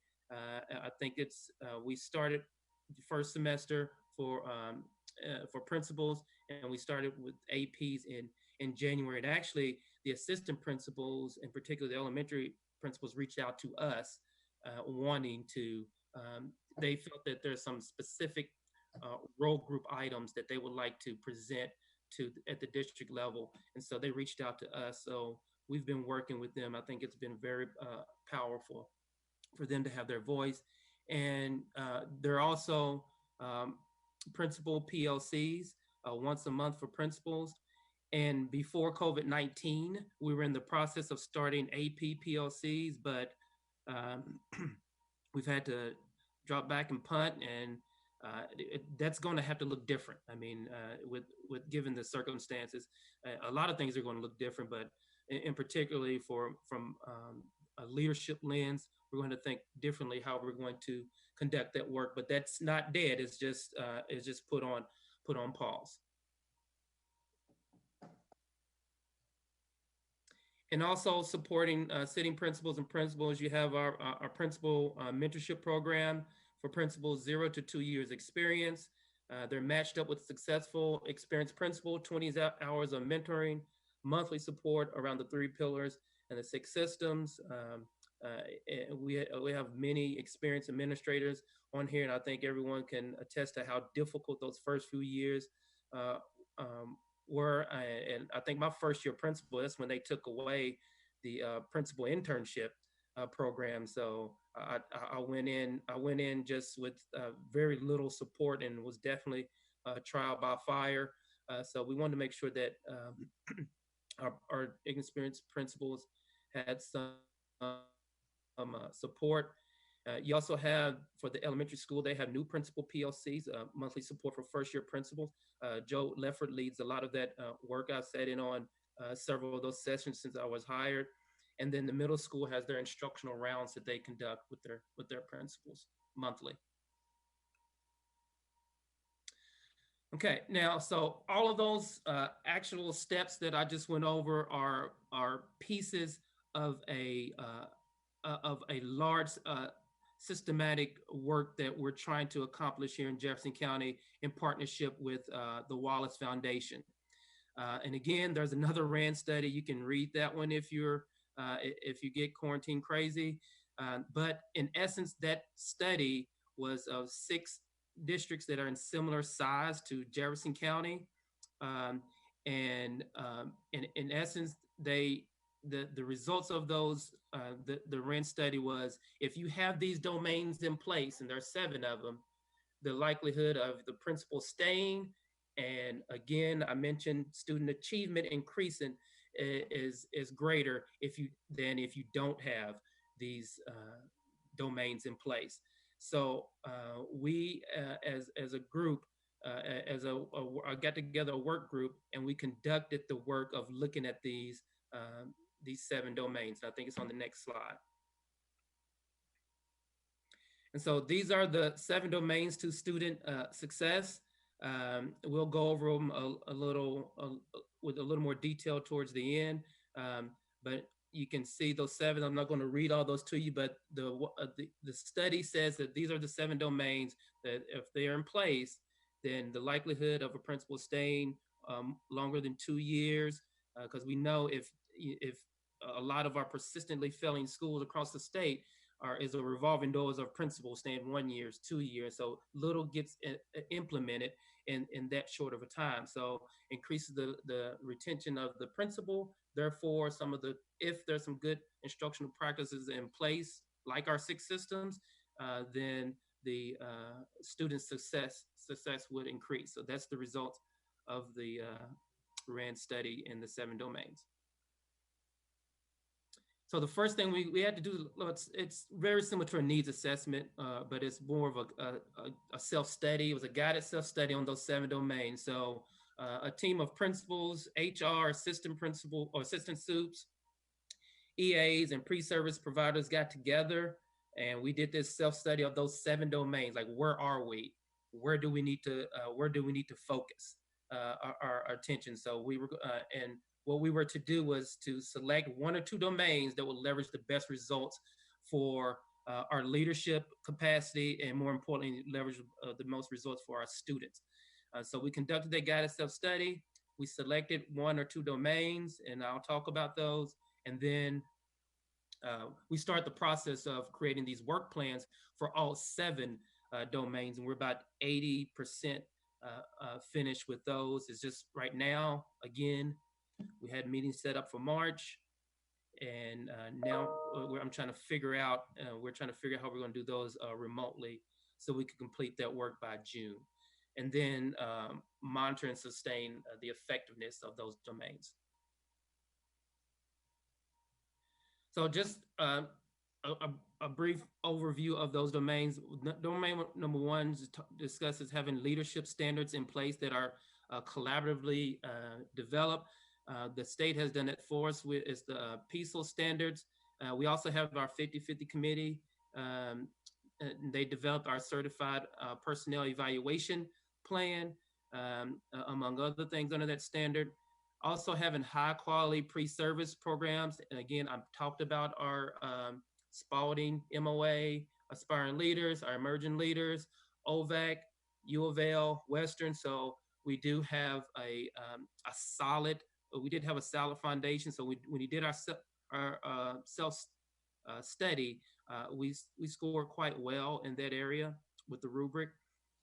And then the selecting and hiring placement of principal. So this is more than just getting in front of a council, and more robust than that. The selecting and hiring of placement of principals, in a nutshell, is when you have and look at the not just the principal, but you're also looking at the building in which they're going to go. So you have this matching of the best principal with the right principal for the right building. So it's more of a candidacy matching process, and we had very little evidence for that outside of the our SBDM principal selection policy, but no evidence of candidate matching.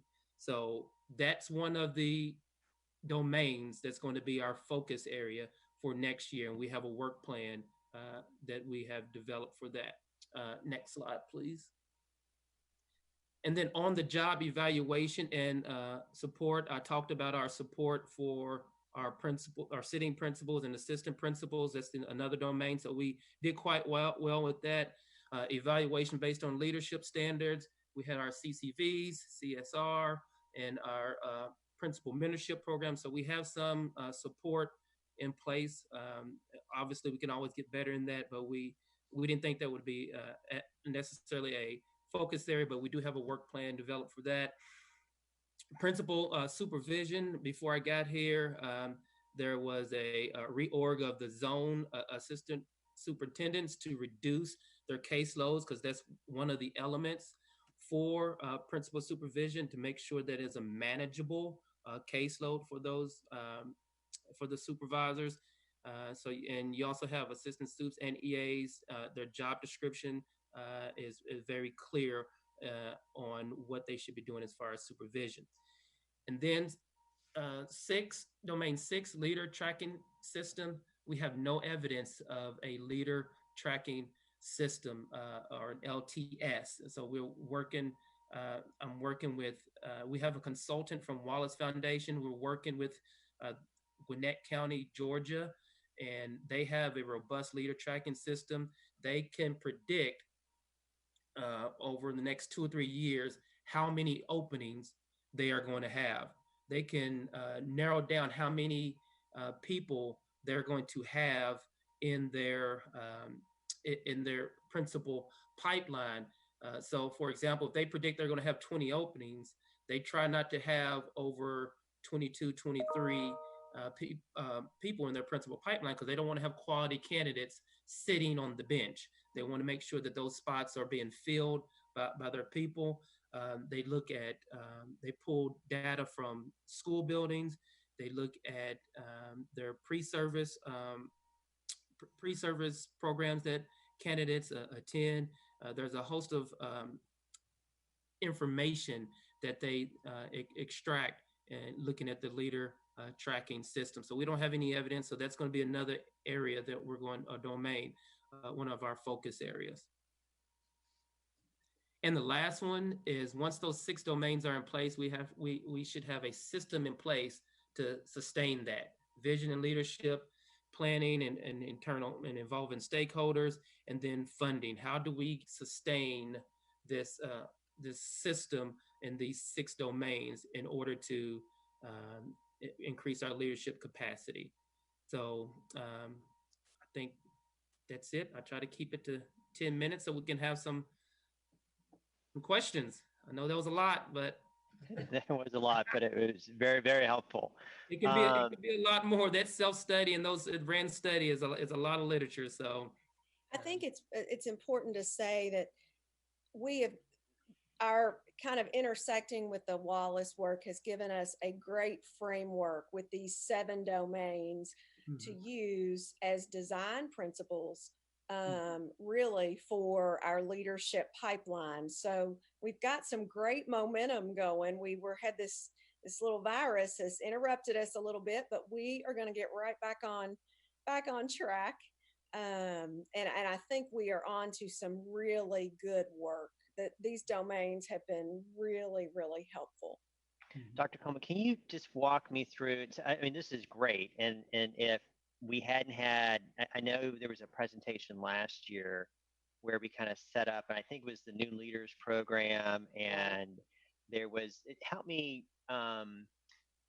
go from where we were then to now, just so I understand the transition and what you've added on, because it sounds like New Leaders is still part of this, but when we talked last time, it was more about a residency program, potential with them. And then also the last point I caught, we're required to work with the state universities. So just give me a flavor of what that means and how that plays. Sure. Yeah. So the first question, early on when we learned about aspiring or new leaders and their programming, we learned about them from Dr. Horton, who had actually been in their program as a developing leader and principal to be. So we did some homework, and then Vicki, you'll certainly know that Felicia was very familiar with that program from her work at the Gates Foundation. And, you just can't, the research is very clear about what they do. They are certainly very credible.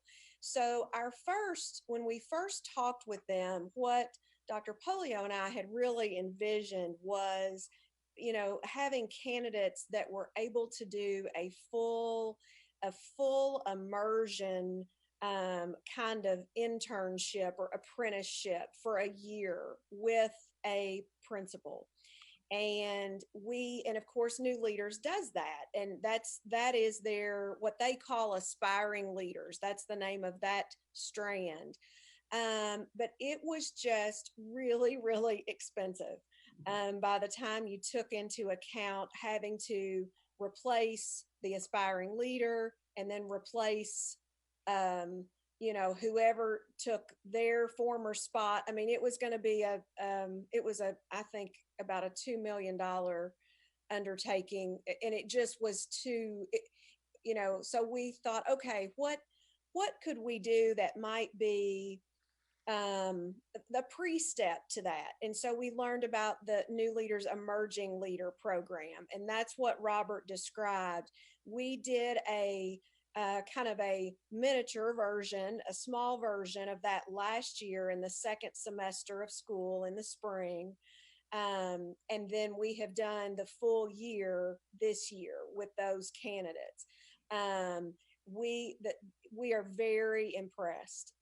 What we are finding is that many of our schools are using the tools and resources from the emerging leaders. So those people who are, they're in schools now in whatever role they're in, and they're coming back and sharing what they're learning. And we're seeing some things really take hold that are really, really good.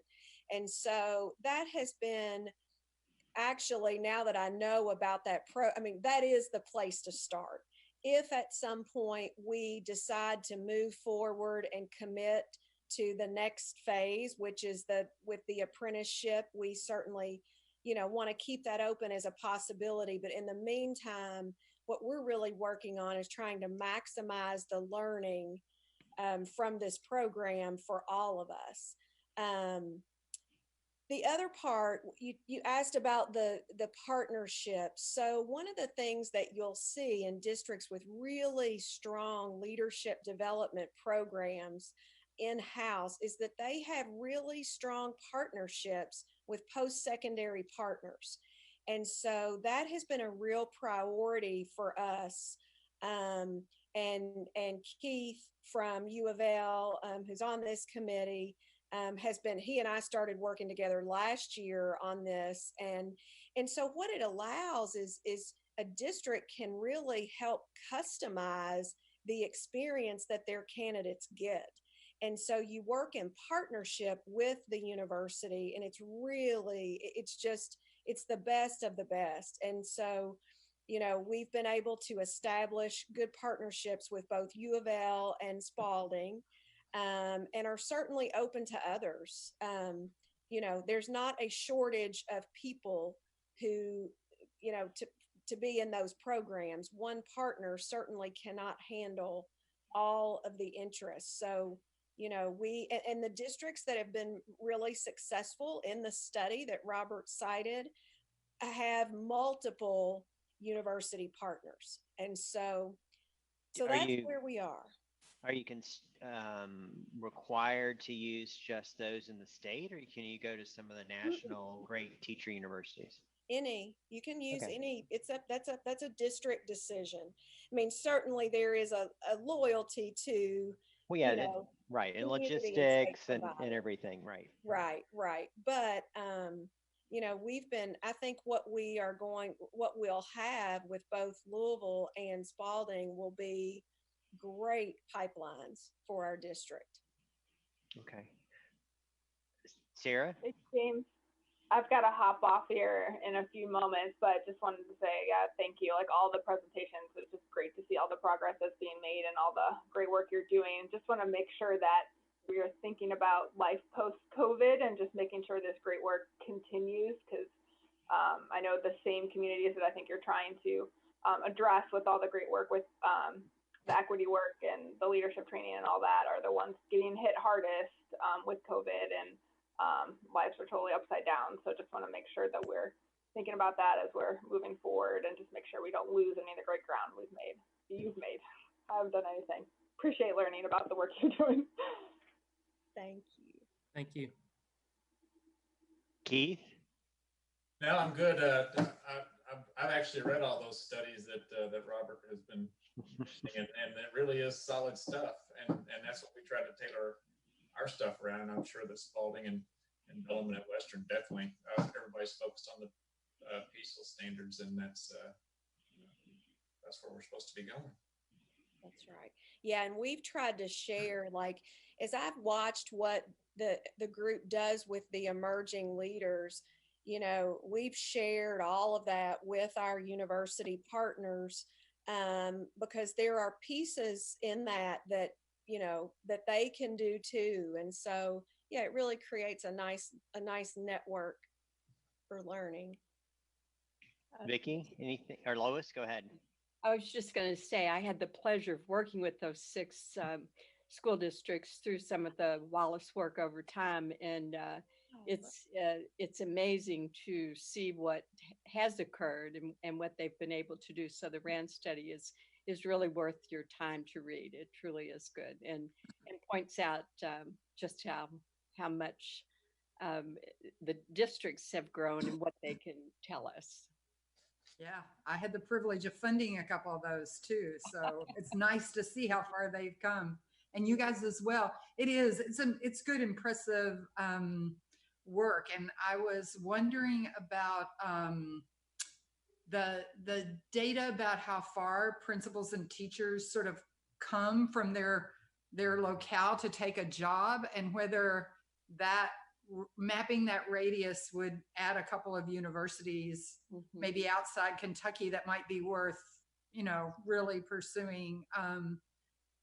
Vandy, there are some others that have good leadership programs and good leadership faculty in addition to the great ones in Kentucky. So it's a great point. Good point. Yeah, Vicki, it's got to be fun for you to see your work. Like, this is it on the ground. It's fun. That's why it was good to see AUSL and the residency programs while ago. Yes, right. You're seeing your fingerprints here. It's nice. Yeah.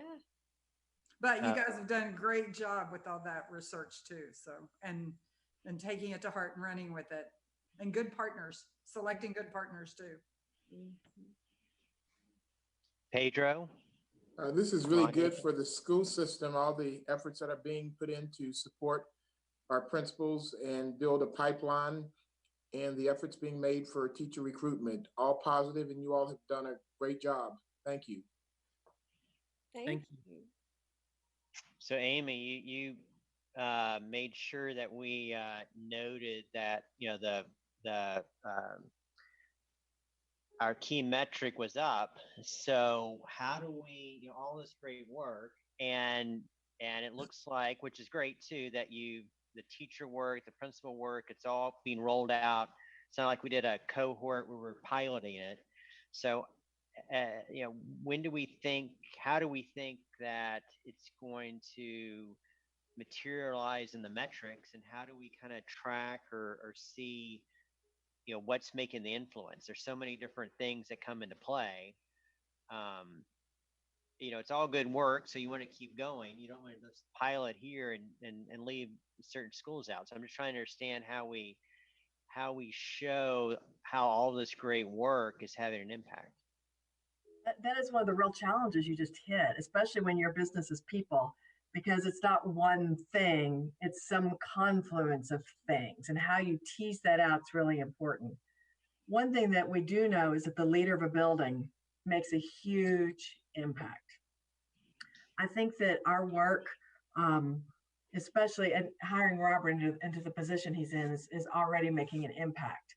But if we can get that leader right, and we can make sure that we've got the right people in that head seat leading teachers, because the teachers, the closer you are to the kid, the more that's where all the work really happens. So if we can get those folks in those seats right, we're going to see differences. And I don't want to in any way diminish the important work we talked about in the beginning, which was getting both teachers and leaders who reflect our students. We need more, and we are committed to getting more teachers and leaders of color. And we think we know that makes a difference for kids and for families. All those pieces get woven together. And one of Dina's jobs is to tease that out and figure out how each of those pieces influences what our results. And to add to the difficulty of that Amy was talking about is, once you read that study, you see that, it went over 5-6 years, however long the study was, because it takes about 2, 3, 4 years before you can actually see the academic achievement growth that you want to see. But what we try to focus on, and what I work on with our consultant from Wallace, is where do we find those early wins?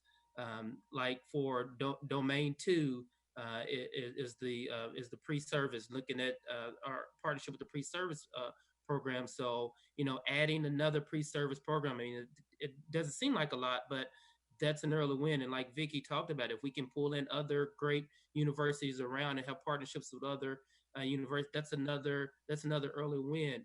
Or when being able to get 7 to 8 males of color apply for our emerging leaders, where last year we had 0. That's an early win. So we have to find those early wins in order to, especially because I'm pulling assistant principals, EAs out of the building to work on these work plans. And if I'm not able to say, okay, this is where we are, this is what we've been able to do with the work that we put in at this point with these work plans, then they're going to get discouraged. So, and you know, I'm up to the challenge, but it is a challenge of constantly looking at different metrics. Okay, we're not going to get here for 3 to 5 years, but how can we keep finding these early wins and keep celebrating these successes that we're having with all these actionable steps that we're making? So I know they didn't fully answer your question, but just because of it's not a one. We're not going to fix this in a year. It's 3 to 5 years down the line. When I look and see that one of those emerging leaders is still in an AIS school that has transitioned out of AIS schools, and we have decreased the number of our AIS schools, and we increased the turnover rate, which is when I got here, when I heard what the turnover rate for our principals was over the past 2 years. I mean, I was like, wow. So when you start seeing those things, I think that's when we can start giving some more solid evidence. Right. Thank you. The only thing I would add to that, I think Robert made some really good points about early wins. Another more proximal indicator would be surveys. So we have working condition surveys where they have domains around leadership, and so that would be another metric that we would think would be like a leading indicator to the more distal student outcomes that we expect 3 to 5 years from now. That's why I love you, Dina. I think it also is the importance of creating that pipeline. So if you think about the students who are working with the University of Louisville and with Spalding and are coming into the program, you know, it's going to be tricky this coming year, obviously, because and it's a true test of everybody. How do you deal with the coronavirus and the potential that school will not look the same? The real potential won't look the same. How do you put those right people in those positions? Because it was, I think, what these 6 districts found in their work is putting the right people in those places that and knowing what those needs were of those schools. And so that's, I think, a real tricky thing, but an important thing. So it's not just, we've got an X number of teachers of principals of color, and it is, how do we match those individuals regardless of where they have been in those schools, so that there's a good match, and that good match is what's needed. I particularly remember that from conversations with Charlotte Mecklenburg and also with Gwinnett County. So anyway, I know that we all know that and how tricky it is. Thank you. All right, so we're at time. I appreciate all the conversation and the great presentation, the great work. So it really helped. I think the committee and for us to really understand and appreciate all the hard work you've been putting in. I'm going to have to jump in a few minutes. Rhonda can stay on for a few more. If Amy, you want to kind of just give us the headlines only of kind of the CAP, where we're at, and if there's anything we need to be kind of thinking about in terms of the fall and the audit committee or the state audit. Great. I'm going to give you the quick down and dirty because I realize our time limit. This is what you are looking at right now is a summary of where we were in April with the CAP. And if you'll recall, we're trying to turn all those bars green. Since April, we have turned some of those yellow ones. They're gonna be green as well. We are down to a handful of indicators that are still left to go. I will tell you that those are all well on their way. We are just working on getting those finished up. So the good news is we are feeling very confident about where we are with the cap and that we have got this under our belt. It is worth mentioning, and I think it's really important for this group in particular to know where we are with one of the things in our finance cap. The State Department asked us to really look at revenue options. And you guys may have seen this in the paper, but we have studied, our board has studied options for revenue for a year. And we are getting ready to have a hearing where we've invited the community to come and talk to us about their thoughts about us increasing investments in Jefferson County for our JCPS students. What we have realized as we have studied is that contrary to what many folks might believe, the tax rates in Jefferson County, the property taxes, are significantly lower than many of the surrounding counties. We studied well, lots of counties, but the ones I want to bring to your attention are ones around us. Anchorage, Franklin, Fayette, Oldham, Nelson, Franklin, Henry. All of those counties have higher tax rates than JCPS does. And Shelby and Bullitt are right with us. We have students who have more needs than any other students. Not that everybody doesn't have challenges, but we have lots of challenges.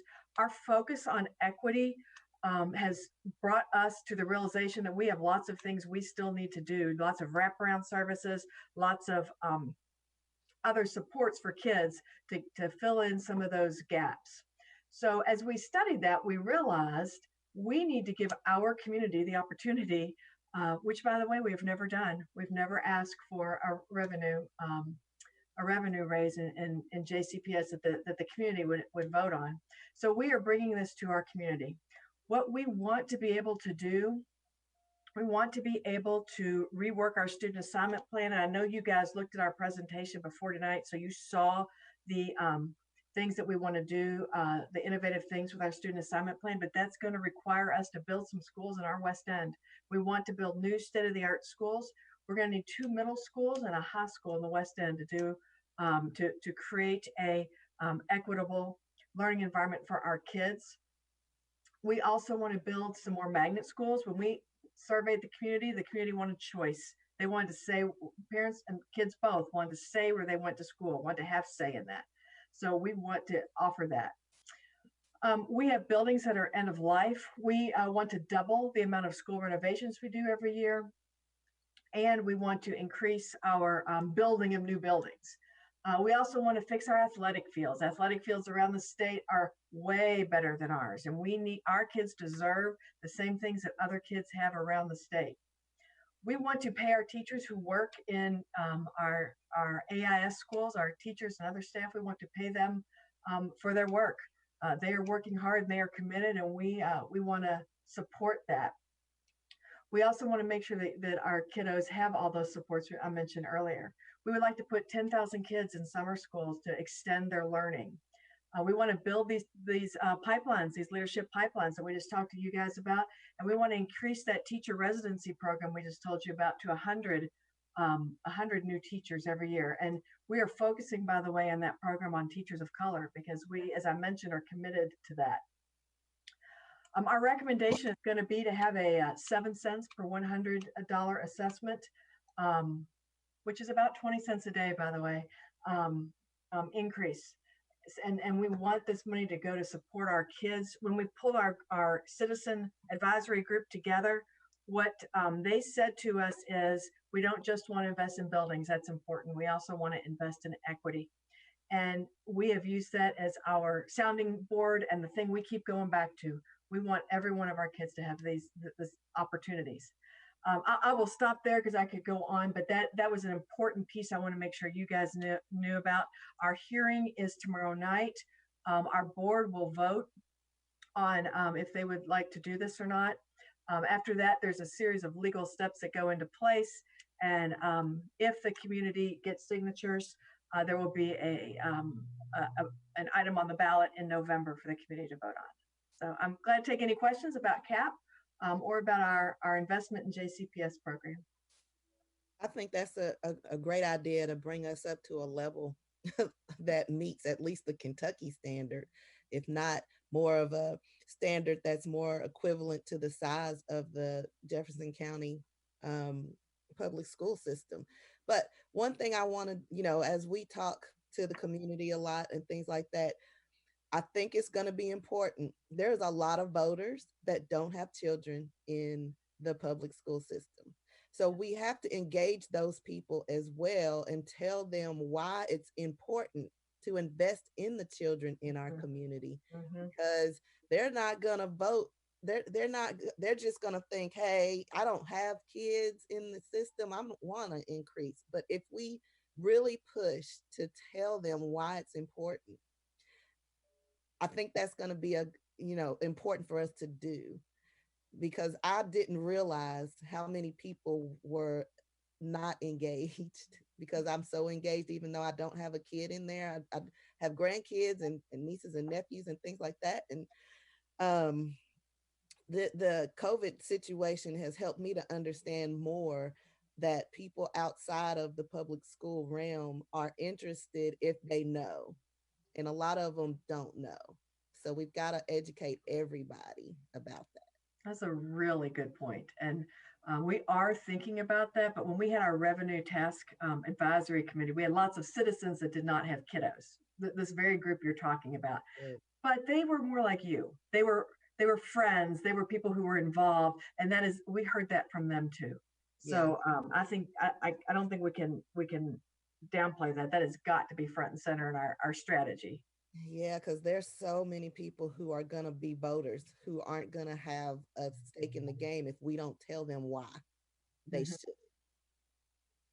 I think this, just real quickly, I have been so impressed every day watching the news where teachers have driven through communities and said hello to their students, where they have gone the extra mile for these kids who are graduating, and done graduations 6 feet apart on football fields and all sorts of different things. And Dr. Polio speaking, to each group. But the thing that I guess I always consider, I hope I'm always a teacher, that is so impressive to me is that it didn't matter that school was not being held in a building. The teachers went out, they were engaged with their students, with their community. They were doing work over the internet, and they care about the kids. And I think if we lose this opportunity to raise them up to the place that they need to be, so that people realize education continued to go on in various forms throughout the state of Kentucky, and I'm sure in other places, but they are so important. Earlier when we were talking, I remember one of the early reports that Wallace Foundation had, the principal is second only to the teacher, who is most important in that building. Why? Because they're the ones who teach. They're the ones who are working with those kids every day. They're the ones who are creating the future. And we can't lose that opportunity to say that and to actually put that at the forefront, in my mind. Couldn't agree more. Thank you. Any other? I think it's real smart that you're going to let one speaker at a time in the building. I was in charge of putting that whole plan together. Let me tell you, it's complicated. There's a certain mob mentality element at those tax rate hearings, and that'll help avoid it. That's good. Anybody else? Vicki? You're muted, Vicki. You're muted. I know. I was going to say I'm going to need to hop off here, but couldn't agree more with this last conversation. Thank you for joining. Anybody else have any final comments before we kind of wrap it up, or questions for anyone? Great job, folks. Great job. Nice job. Good meeting. Just a quick thank you to you guys. We appreciate your all's feedback, and your questions help us think through our next steps as well. So we appreciate you guys. Well, I will tell you that our next meeting in, I guess, 2 months, is it? July. It's in July. I think we're going to, or I'm at least interested in understanding more about our COVID planning in our school openings, because me now working at the Urban League, I have a lot of people are calling and asking questions, and we do thank you so much for your participation. We've been having weekly calls, and JCPS has been really involved in talking to the community and talking to parents and answering questions and helping with different social economic situations. So JCPS has been really engaged, and your teachers are very engaged, as Lois said. But I think everybody's very nervous about what's going to happen in the fall when we start school, especially for our kindergarten classes and things like that. So I don't know. I think we'll talk to Jody about what topics or questions we might want to have, or what you guys think we need to talk about, because what some of us are really good at is risk management kind of discussions. So if we want to talk about risks and making sure you guys have an ear around risks associated with things that are happening with the pandemic and how to address that with parents, because we know while we did so much work and there was such good engagement, there's still a lot of kids that weren't engaged and that we haven't talked to. When you think about having a 70% engagement rate, that seems great, but then you think 30% is 30,000 kids almost. So we need to really think about how we can help you as an audit committee think about risks associated with NTI, and if we have to do this again, and what that looks like. So anything that we can do to help you through that, we would definitely want to discuss that and not put off, all the great things that you have moving forward as well. Thanks, Rhonda. All right. So Jody, is there anything else on the agenda that we need to cover? No, that was the end of it. Well, thanks everybody for participating today, and we'll get minutes out and think about the agenda. So for the members of the committee, think about those questions you have that we want to make sure we address at our next meeting. And because I know we have a schedule of topics for the next meeting, so we'll just kind of see what makes sense. Good. Thank you. Thank you all. Everybody stay safe, wear your mask, wash your hands, disinfect, because we need you guys all to be here. Thank you. Thank you. Bye-bye. Bye.